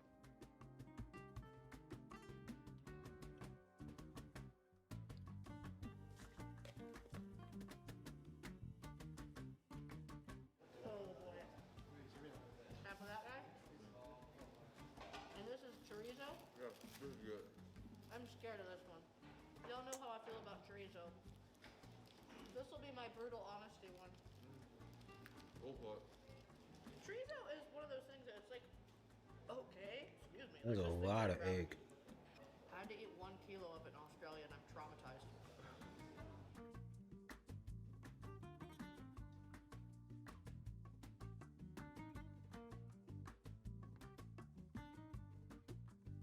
You guys are running out of time, right? 33 minutes? A little bit hard. Oh, yeah. You guys are going to start dunking.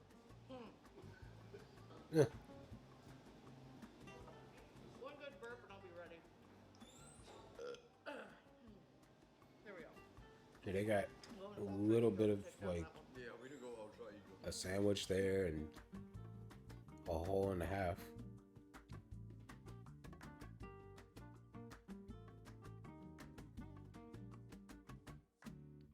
I'm not 100% full, but I can feel it now. It's indescribable. A lot of people, that's like a common question. It's like, are you always really, really full? And it's like, nah. Sometimes you stop Yeah, because it sometimes like, you stop because it feels weird. The taste fatigue and everything. Oh, there's jalapenos in this one. I'm scared.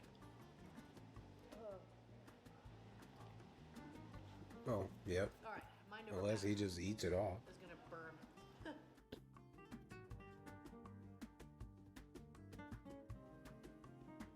Oh, but it's good though. I like the taste of it, but boy, it is spicy. I think I should have done this one early.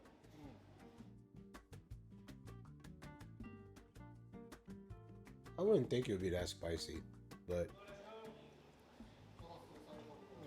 she doesn't handle spice well.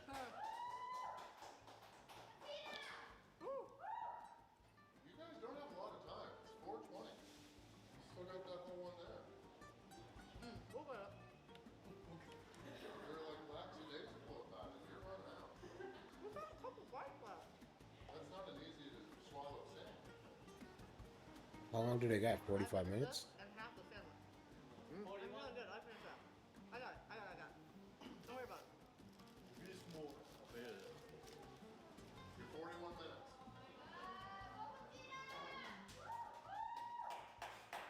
I guess I got 45 minutes. I wasn't paying attention, but she kept saying loads of time. Did you say girl boss? Yeah.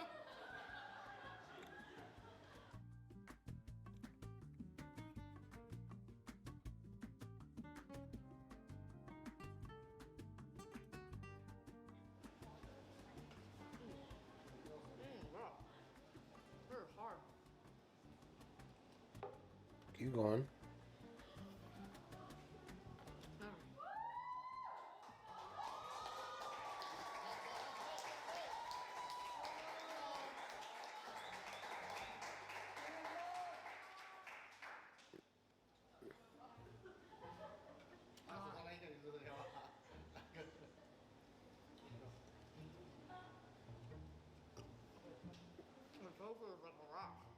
They got 1 minute. Ride is 44. She's got time. There we go.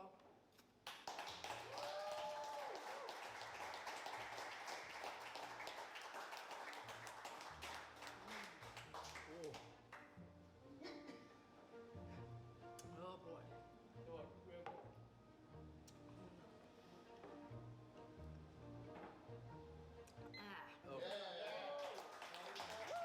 I had 20 seconds left.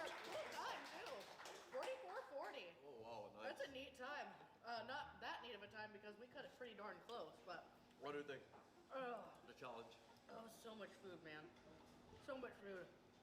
And it was like all very hearty. Ooh. Yeah, that's a lot of egg though. I can't get with the egg. One of those sandwiches would easily feed you for like the day, and you'd be fine. Thankfully for winning, we do get this insert insane price Oh here yeah, class for free. we get t-shirts as well. Yeah, and we do get some groovy t-shirts, so that'll be awesome. I think I've seen the one that you won. And I it's think you pretty get to darn choose between black and white. Ah, I think I'm gonna go with white. I have so many black t-shirts already. Okay. But anywho, a big thank you to Sir Matt for joining me. A big thank you to everyone here with Breakfast Grill and everyone here. Lucky summer mug.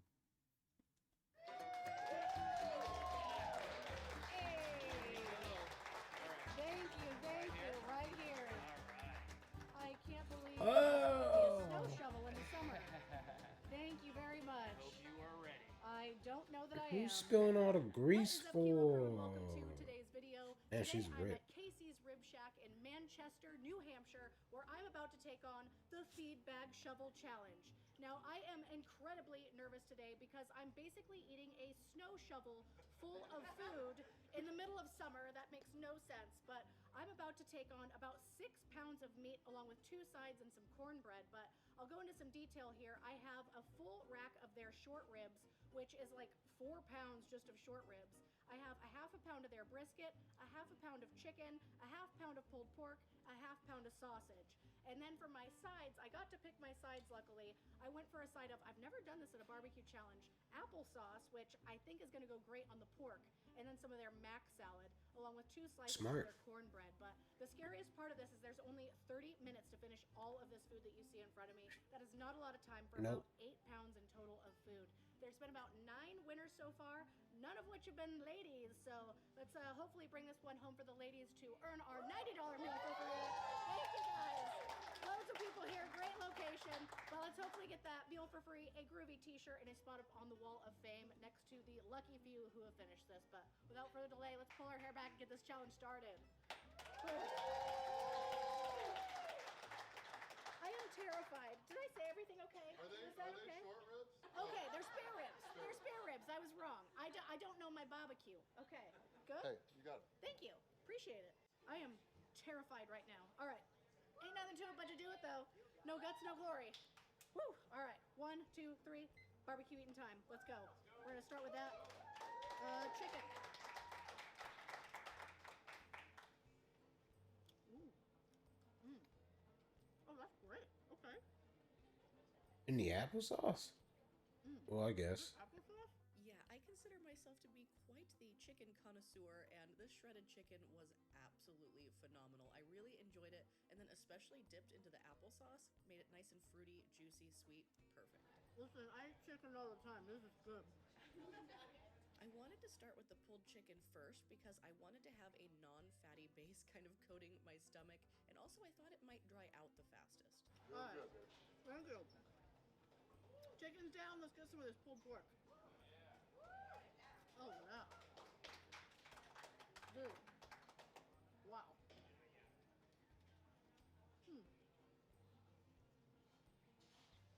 I was going to put applesauce on the pulled pork, but it doesn't need it. It is so juicy.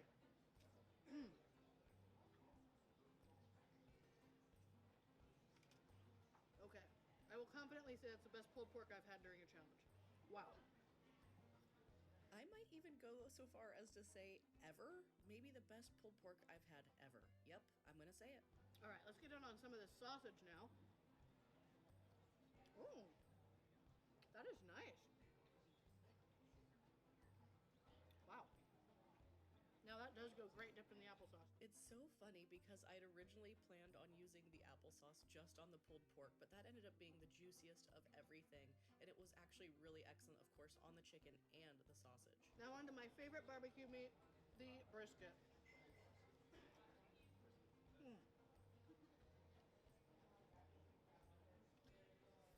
She's crushing it though. That is some insane brisket. Excellent smoky flavor in the brisket, and this one had a little bit more bite and chew to it than some other briskets that I've had, but still it was obviously so tender that I was able to get through, what, a half a pound of it in a minute and a half? Not too bad. Last piece of brisket. You got this.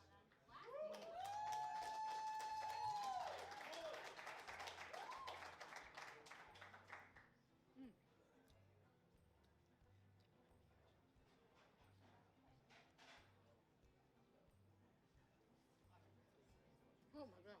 Okay. Are you full yet? I hope not, because now I have the full thing of not short ribs, but spare ribs. Spare ribs. Here we go. I think I probably would have started with that first. I think one of the trickiest parts of this I don't video know. is actually That's kind of tough. moving around the shovel. It is a bit difficult to do. That is crazy good. Wow.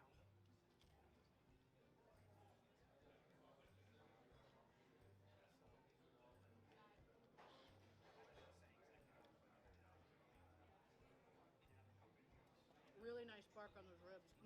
The outside of the ribs, of course, like I said, had that amazing bark to it, and then in the middle was like that nice, tender, juicy rib meat that you always hope for. But boy, a full rack was certainly intimidating to look at. Oh, I was hoping a lot of the ribs would be bone, but it's not. You get your money's worth here. Amazing. I was hoping that when they said that this was 4.5 pounds of ribs, that a lot of that weight would come from bone. I was way off. Way off. I would say it was mostly meat. Easy. Still got over 20 minutes.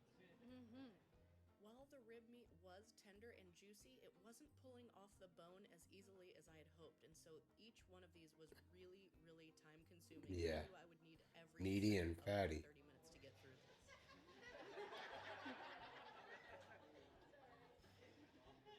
That was how I feel inside. A little photo op with one of the folks with the restaurant there, and boy, it was such a fun crowd this day, and I had a really great time. Everyone was super duper supportive. Everyone with the restaurant was so lovely. I was having a blast. What do you want? Now you're halfway. 15:05.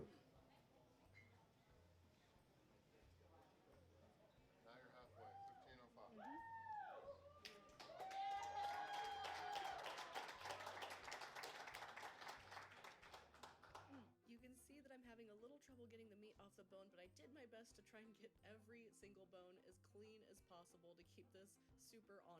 you can also see the shovel kind of falling over there as well. After this one, she's got 6 ribs left. And 2. Jesus. And 2 slices of cornbread. Let's not forget that. Is plenty of talking from But it's been sitting in the I'm gonna leave you guys to enjoy the rest of this video. Thank you all so much. I hate to say it, but the juice, I don't know what you call it, so drippings.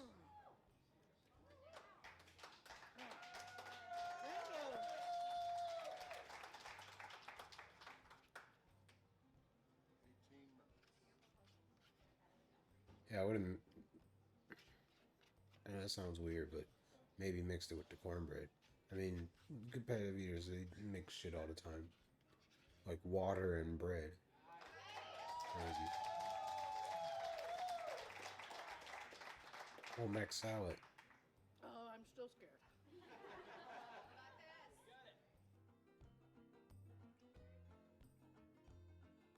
10 minutes, 9 minutes, 8, 7. She's not gonna do it. Them ribs kicked her ass.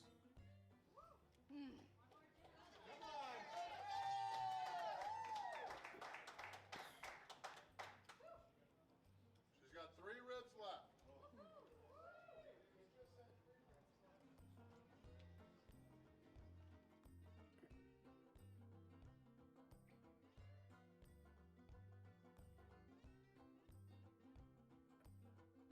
It's tough. She's gotta eat, like, fast. She should be done with her ribs, like, within the next, like, probably minute and a half, I would say. But she got 30 minutes. I will not make the time limit. I am going to finish this, so. Yeah. Let's do it.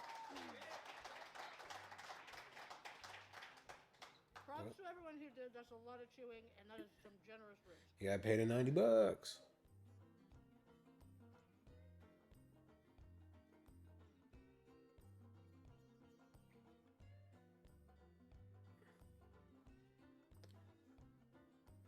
These are pigs? This is pork?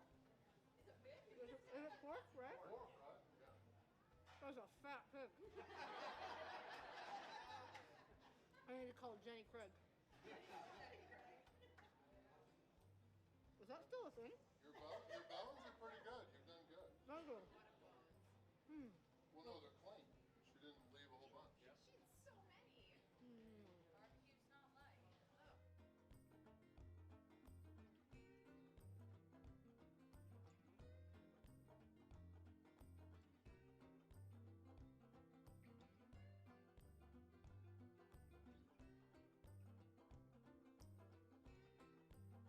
She's just hitting 28 minutes. So, no, she's not gonna do it. Especially with the mac salad, the ribs. Can you grab the Georgia Gold and on the plate so I can try it? I haven't used any sauce Oh, yet. yeah. Tangy Georgia Gold. Yeah, perfect. Right there? That's great. Thank you. Ah! Landslide brought it down. All right. Oh, yeah. Okay. FYI, you can order the feedback shovel for a family, and if you don't do it as a challenge, you get extra pieces of cornbread. You get 4 total, and your sides are full pints. So I recommend enjoying this slowly. The barbecue sauce is fantastic.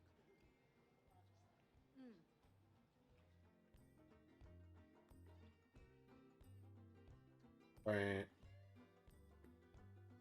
That's okay, though. Last rib, that's hard. So if she had 45 minutes, it'd be a dub. Those ribs just kicked her ass. She could have finished Somebody get me on the Food Network. a lot sooner after she started with that. I make this look good, right? Your shirt's still clean. My elbows aren't.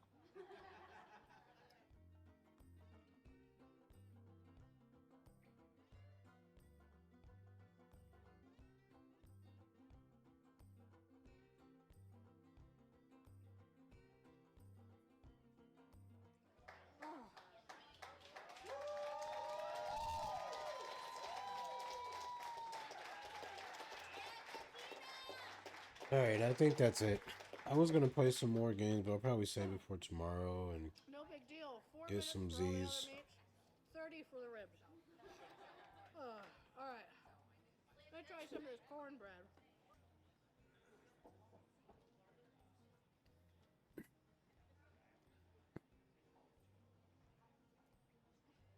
This needs honey. Copious amounts of honey. It's very good. Wow. It's like cake. That's so good. Thank you. What I am right now is dirty, not just mentally.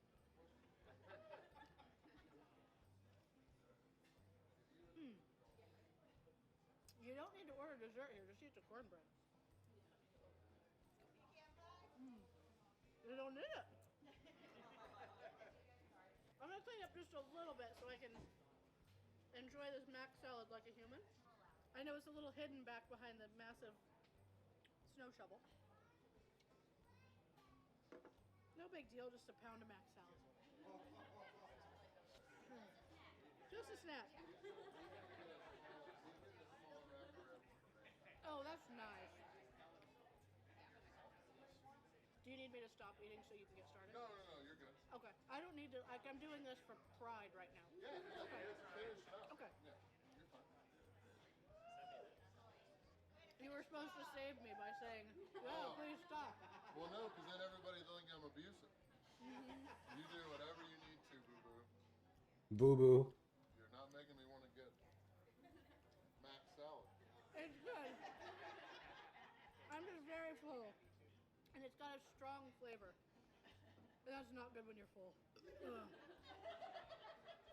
Whatever happens is her fault. She wanted to do this. Best buddy paying for.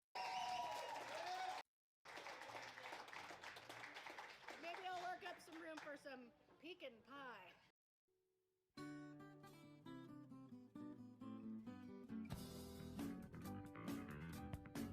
Tis the season again when we remind ourselves that you never know when life is gonna kick you in the crotch, give you a wedgie, and spit on your face. To prepare for our defeat, let's learn together and test out some more of the struggle meals you guys been sending me over the past few months, cause tide might be high, but we're holding on.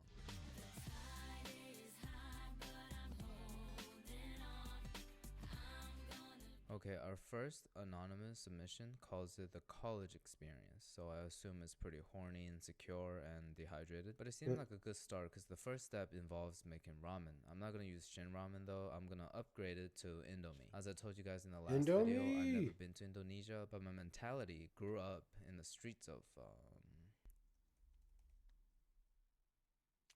Jakarta. We'll prepare some large tortilla, and why is this dry like the back of my hand? I think I forgot to seal it up after using it last time, so it's no longer moist critical. Even penguins in the Arctic will have zero tolerance towards it. It's pretty much a cooking white flag waved by my friend Charlie. Another component of this dish is chicken patty. I don't know what chicken patties are. I'm gonna replace it with a more realistic college food chicken nuggets. While it's air frying, we're gonna cut up some string cheese. I don't understand why would a dairy company name itself after a vaccine. We're not really warming this up, so I guess maybe shredding it would be better. Making the Indomie as usual. I feel like we've been making a lot of these lately. We put it on top of the cheese and the nuggets fresh out of the air fryer. Let me know in the comments if I'm qualified to work at Chipotle. Oof. We're just gonna put a third piece on top, roll it up, and just sear it in the pan like that. What is he doing? I'm pretty surprised that it held its shape. It looks like the inside of a caterpillar. So let's give it a taste and read on. Inside of a caterpillar. I mean, obviously it's fire, but I like to know where you went to college that you call this a struggle meal. If I had access to these luxurious items back in college, I wouldn't have finished with such a low GPA. For that, I have to give it a 7 out of 10. Sarah from the sweet home of Alabama told us that her recipe is just mine, but 10 times better. and it's gonna be like a fried potato dish. With a boiled potato, as usual, gonna peel the skin back to have fun. Adding 2 teaspoons of cornstarch, some mozzarella, and Tuscan garlic. I don't have that, so I'm adding some good old American garlic. Salt, pepper, and Old Bay seasoning. Mash it up with a liquid fork. Taking the mixture, will be rolling. Got me stargazing. Coat everything into panko and we're ready to fry it up.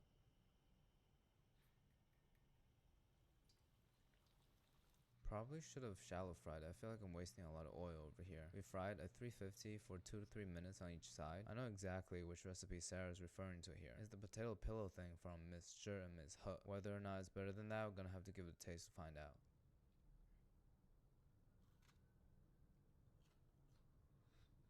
Alright. You win, Sarah. This is a little bit better than the potato pillow thing, because without the panko in the beginning of the frying process, everything sticks to each other and the bottom of the pan. The breading not only prevents that, but also adds that additional layer of super crisp, like the image quality of my new camera. Yes, sir. Hello. Daddy Canoe. Daddy Canoe.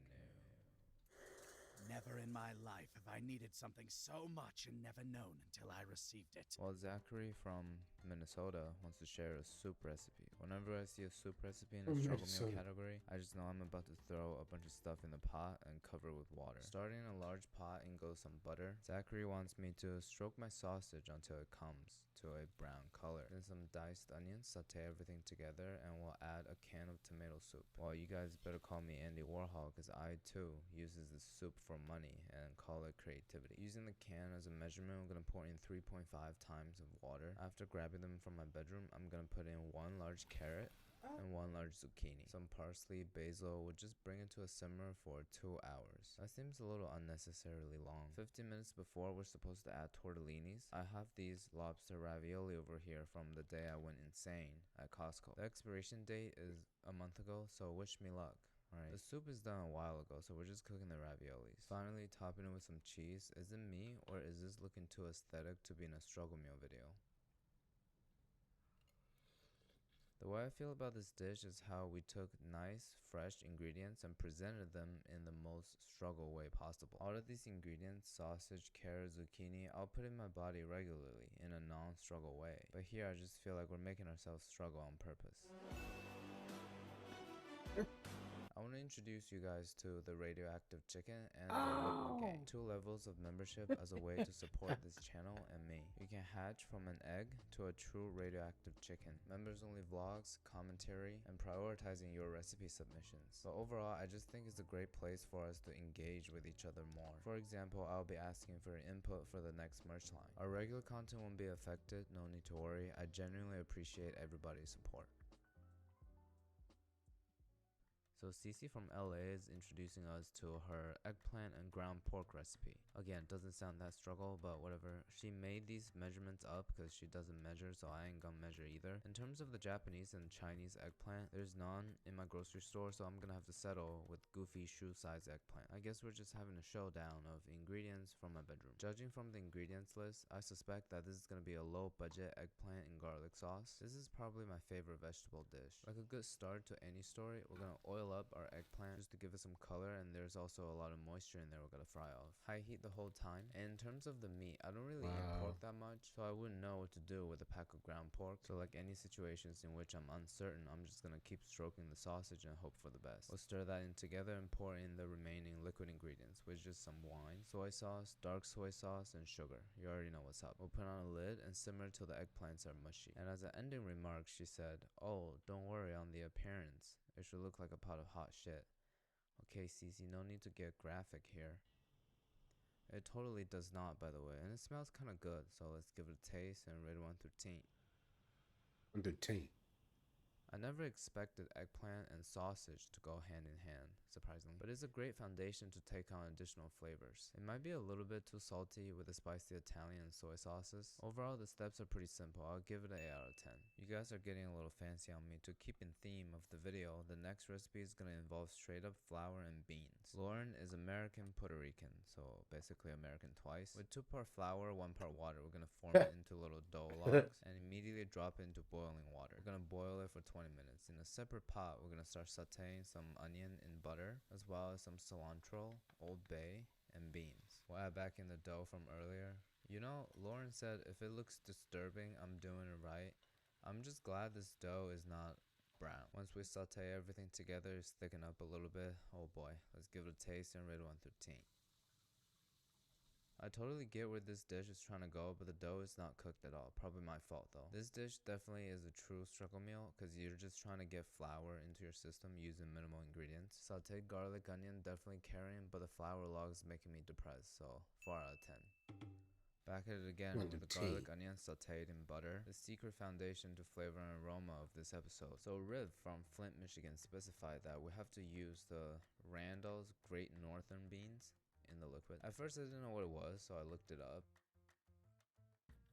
Sometimes you shouldn't really research into your food. I'm gonna just use these white beans from Goya. The transparent, slimy liquid is kind of putting me off a little bit. Bring everything to a simmer. We'll drop in our cocktail weenies. Only in this situation, the bigger the better. Put on a lid and simmer for 10 minutes. Now, this is what I'm talking about, looking like a proper struggle meal. Straight up hot dog and stewed bean together, looking so awkward that it's kind of photogenic. I'm gonna first taste the bean.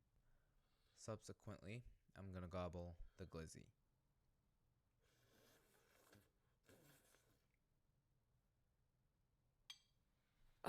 Flavors are oddly comforting. The soup got a little creamy and the hot dogs are really soft. So overall, very nice on the throat, giving it an 8.3 out of 10. You know, the moment I saw that Gino's from SoCal, I suspect there's something fake Japanese coming. What I like about the dish is that we're cooking an egg, but we don't need the stove. We're gonna mix egg with soy sauce and microwave for a minute. Open a water-based can of tuna. You can slurp the tuna juice if you want. Unfortunately, I ran out of I Give a Second Chance to Kewpie mayo, so I'm using the regular one. This is what the egg mixture looks like after being in the microwave. It actually looks like we fried it on a pan. And this is what Gino calls the poor man's bibimbap. I have a feeling the bibimbap was originally like more of a lower end dish. But I guess one of the themes on this channel is how low we can go in a cuisine.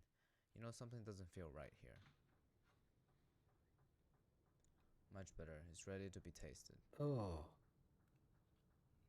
Well, I love canned tuna. I eat it on a regular basis, so I might be a little biased, but the egg is such a nice addition to the dish. It makes it taste way fancier than it actually is. For that, I'm gonna have to give it an 8.8. Next stop, Macio from the US. It's a blueberry dessert recipe. All we need is frozen blueberries, milk, and French vanilla coffee creamer. I guess we just pour everything into the blueberries and like the end result is gonna be ice cream like texture due to the milk and creamer freezing. Wait, so the milk and the creamer will just freeze on its own? Are we on drugs, bro? I'm a master of thermodynamics. I don't think that's how it works.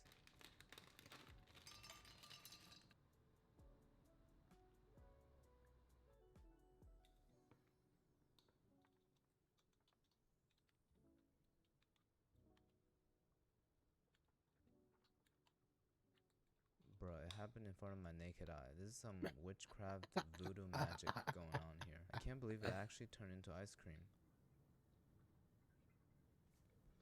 Oh man, it tastes really good too. This is so mind-blowing, such a good summer hack. If you're home and have no ice cream in the freezer, you can just take your mom's frozen fruit and the milk that your dad never came back with and make an ice cream as a sign of your independence. You guys are actually so smart. I always assumed that most of you watching this channel are stupid because I'm super stupid, but I guess some of you are actual geniuses, so 9.3 out of 10. We're finally moving away from the USA and going all the way to Canada. Sophia calls it the sad man's kasha, food for your horse. Again, confirming my previously articulated conspiracy theory that the ruling class convinced us to eat horse food. But anyways, we're gonna mix steel cut oats with bully beef. I don't know what bully beef is. I've had beef and been bullied a lot, but I have butter though. Cooking the oatmeal as usual, I'm using shredded spam instead of bully beef. Don't ask me why I have it, I'll explain later. Not so much beef, but they're bullied already. And a couple tablespoons of butter. I don't think I'm gonna salt it because I feel like the spam is already carrying on the sodium front. Once it's all cooked, thick like this, we'll give it a taste. It's surprisingly nice. Tastes like a savory porridge or congee, I guess. 8.5. The next recipe, as you would have already guessed, is a sweet one. They call it the Canadian glizzy. Being the glizzy gobbling monster that I am, I have to check this recipe out. Plus, I'm extremely excited by these ingredients. These are pretty much 3 of my favorite sauces on the market right now. Actually, for the topping, we need to do peanut butter and jam, Nutella, honey are optional, and we can do all three if I'm evil. I don't think I'm evil, but I'm pretty insane, so we'll put a banana in a hot dog bun, squeeze up our peanut butter. To pair that, we're gonna go with a layer of jam, Nutella to top everything off. You like how I put it into Ziploc bags to make it like aesthetic like that? Last but not least, the drizzle of honey. People make fun of Americans for loving sugar. Honestly, I think the whole world just are addicted. Help getting a little too thick, so I'm gonna distribute it a little bit. Is Fox TV airing this episode? Because I feel like I'm becoming Homer Simpson. Let's give it a taste, and I really want 13. You know, I've been trying to quit sugar lately, and that bite just took my brain for a ride. I'm like Lindsay Lohan celebrating coming out of rehab by popping a Xan. It's such a horrible dish, but anything with PBJ, Nutella, honey, bread, banana is a 9 out of 10. First, the UK category is from L, and I don't know where this is. Basically, rice and peanut butter sauce. A one-pot recipe where like boiling some sauce, peanut butter soup. Chicken. In a pan, we'll spread 2 tablespoons of I peanut like butter, peanut butter some soup. water, some Maggi seasoning powder. I don't have that, but I heard it just sweetened up MSG, so I'm gonna replace it with chicken bouillon, paprika, and maple syrup. While the sauce is coming to a boil, we'll score the chicken to make it easier to cook, and season it with salt and Old Bay. He's using chicken, but you can use beef. Cook for 6 minutes on each side. Ideally, the chicken is gonna be done at the same time as the sauce. I'm gonna baste it a little bit because I just feel the urge to baste meat when it's in a saucy pan. Do you guys feel that? To serve it on top of a bed of rice, we'll just put the chicken and sauce, pour it all over. Topping it with crispy shallot, and this is actually smelling very nice. What's poppin'? Brand new whip, just hopped in. I got options. I can pass that like Stockton. It tastes straight up like a restaurant quality Thai satay chicken and rice. I can't believe the sauce is just peanut butter, water, and some chicken bouillon. Very impressive. 9 out of 10. From County Durham, UK, Riley is introducing us to a campfire hash brown. Since when did grating Spam become our weekly routine? So that's some cheese. Spam will also grate a potato. Wash off the starch, squeeze out the water. The choice of binder here is not an egg, not cornstarch, but hummus. I'm assuming that you were using it as a dip and you forgot eggs or starch, so you just threw that in there. Whenever there's potatoes, we gotta use duck fat, a lot of it. Alright, a couple minutes on each side. We're gonna attempt to do the impossible here. No worries, we'll just flip it manually and sear it on the other side for 3 minutes or so. And flipping it onto a plate is going to be much easier. Look. Do you guys think it looks like a hash brown? Or just the surface of a planet? It feels a lot softer. Probably because of the Spam. I got options. I can pass that like Stockton. They're funny too, but it tastes straight up like a restaurant quality Thai satay chicken and rice. I can't believe the sauce is just peanut butter, water, and some chicken bouillon. Very impressive. all this forks been? From County Durham, UK, Riley is introducing us to a campfire hash brown. Since when did grating Spam become our weekly routine? So that's some cheese. Spam will also grate a potato. Wash off the starch, squeeze out the water. The choice of binder here is not an egg, not cornstarch, but hummus. I'm assuming that you were using it as a dip and you forgot eggs or starch, so you just threw that in there. Whenever there's potatoes, we gotta use duck fat, a lot of it. That sounds delicious. Alright, a couple minutes on each side. We're gonna attempt to do the impossible here. No worries, we'll just flip it manually and sear it on the other side for 3 minutes or so. And flipping it onto a plate is going to be much easier. He's so silly. Do you guys think it looks like a hash brown? Or just the surface of a planet? No, it feels like a hash softer, brown. Probably because of the Spam. I didn't expect the potato to be still crunchy. The variety of texture in here is making it very interesting. Overall, I feel like the process is pretty easy. Just the potato, half a can of Spam, and some cheese. I'll give it a 9 out of 10, provided you drown it in hot sauce. The next dish is German/Scandinavian, called the white fish. Basically, a bunch of stuff thrown together. Cream free type of recipe. And I guess what it's implying here, we have to use frozen Alaska pollock.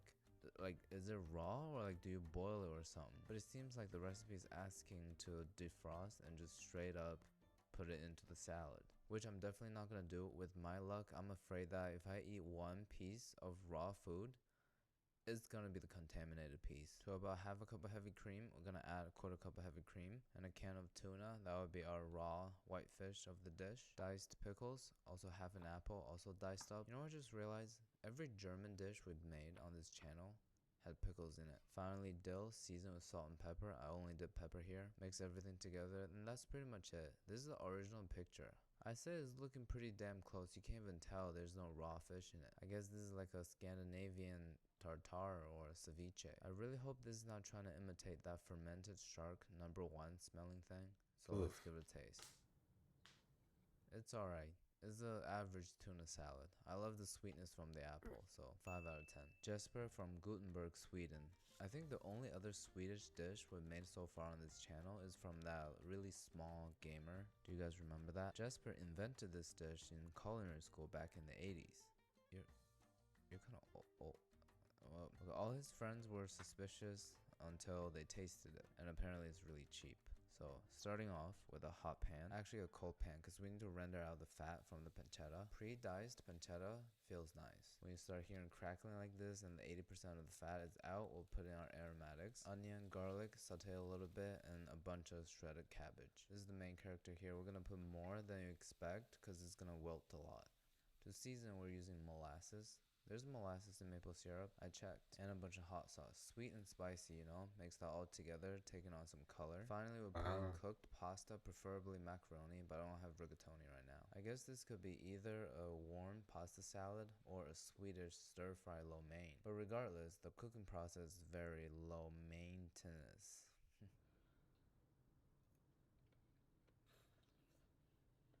I'm not gonna lie to you guys, this is actually so fire. Sweet, savory, spicy, acidic. It's got every flavor going on there. Everything's well coated in that pancetta fat, and the cabbages give it that crunchiness that it needs. The pasta is such a good call, great foundation for it. I'm gonna try it again with macaroni in the future. This is the most surprising so far. You guys have to try this, a 9 out of 10. This is Angelus from Spain.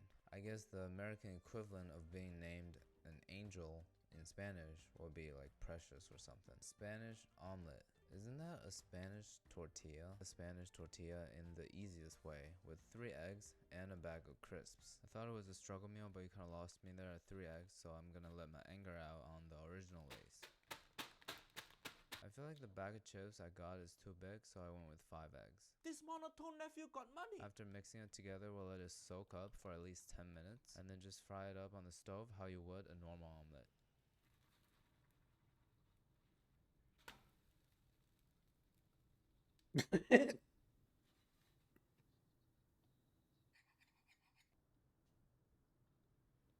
To be fair, I never really liked Spanish tortilla. I prefer just straight up omelet or a hash brown. But this one's significantly easier to do, and you don't need to season it at all because the Lay's chips are super salty. I'm giving it a 6 out of 10, but I'm really biased. As usual, being my consistent top 4 geographies in my analytics, we have to make an Indian dish. This is an Indian comfort food, and it helps when you have the... Okay, the ingredients are basically rice, yogurt, oil, and a bunch of spices. Components wise, there's 2. We're gonna infuse the oil with curry leaves. I'm replacing with bay because as my subscriber, you are my bay. Cardamom, cumin, cashmere, and fenugreek. We're gonna put this on the stove and let it come up to almost smoking. The other component is basically just rice mixed into yogurt with a little bit of salt. When the oil is almost ready, we'll make a little hole in the center and pour it directly over. So you're telling me this is supposed to cure diarrhea. More like an imitation of it, but it smells incredible, so let's give it a taste. It tastes like a very aromatic fried rice, and the acidity from the yogurt cuts through the fat. Overall, pretty balanced, surprisingly. I'm gonna give it an 8.4 out of 10.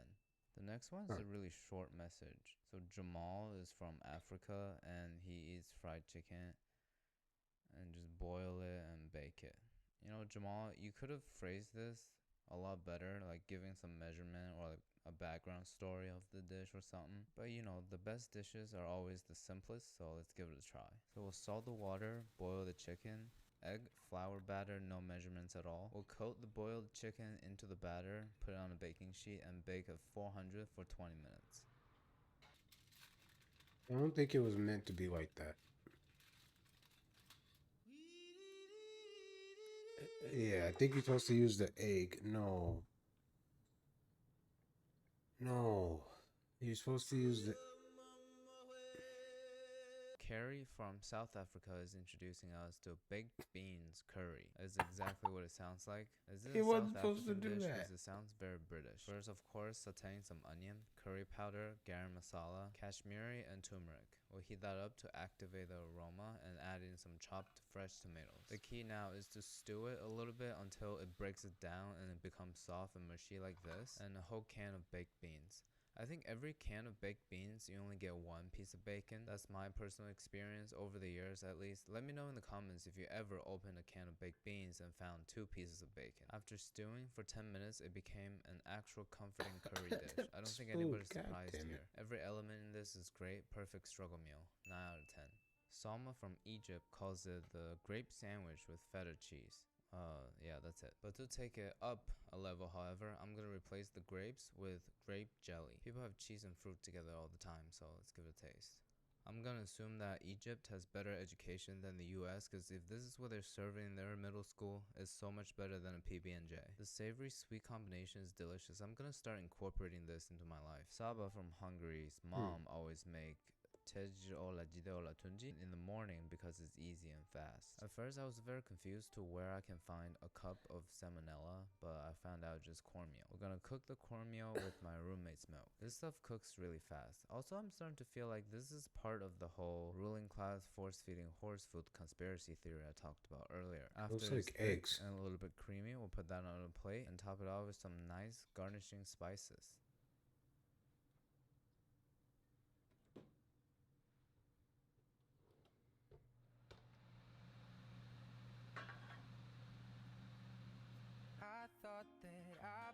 Oh man. Cinnamon, cocoa powder, mix that up a little bit.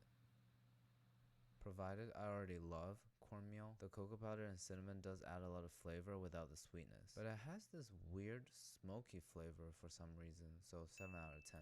The next one is a Russian drink called the fruit compote. I think it's the easiest one today. We just need to soak a bunch of dry fruit and eat it. I'm gonna go with a bunch of raisin and 1 date, which seems to be impossible for me to get in New York. We'll put on high heat, bring it to a boil, turn off the heat, and soak for an hour. Strain the juice from the fruits and serve it separately. You eat the fruit and drink the juice. The inventor of raisins is climbing out of his grave right now to beat my ass. I feel like we could have achieved the same purpose by having a glass of water while eating dry fruits. As soon as I took a sip of the juice, I realized what's missing: the Russian essence.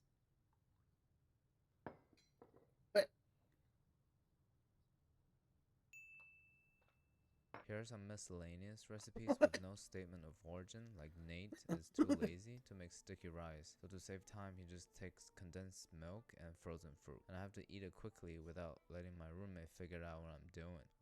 Why not? What else am I supposed to do with it? So warm rice, condensed milk, frozen fruit.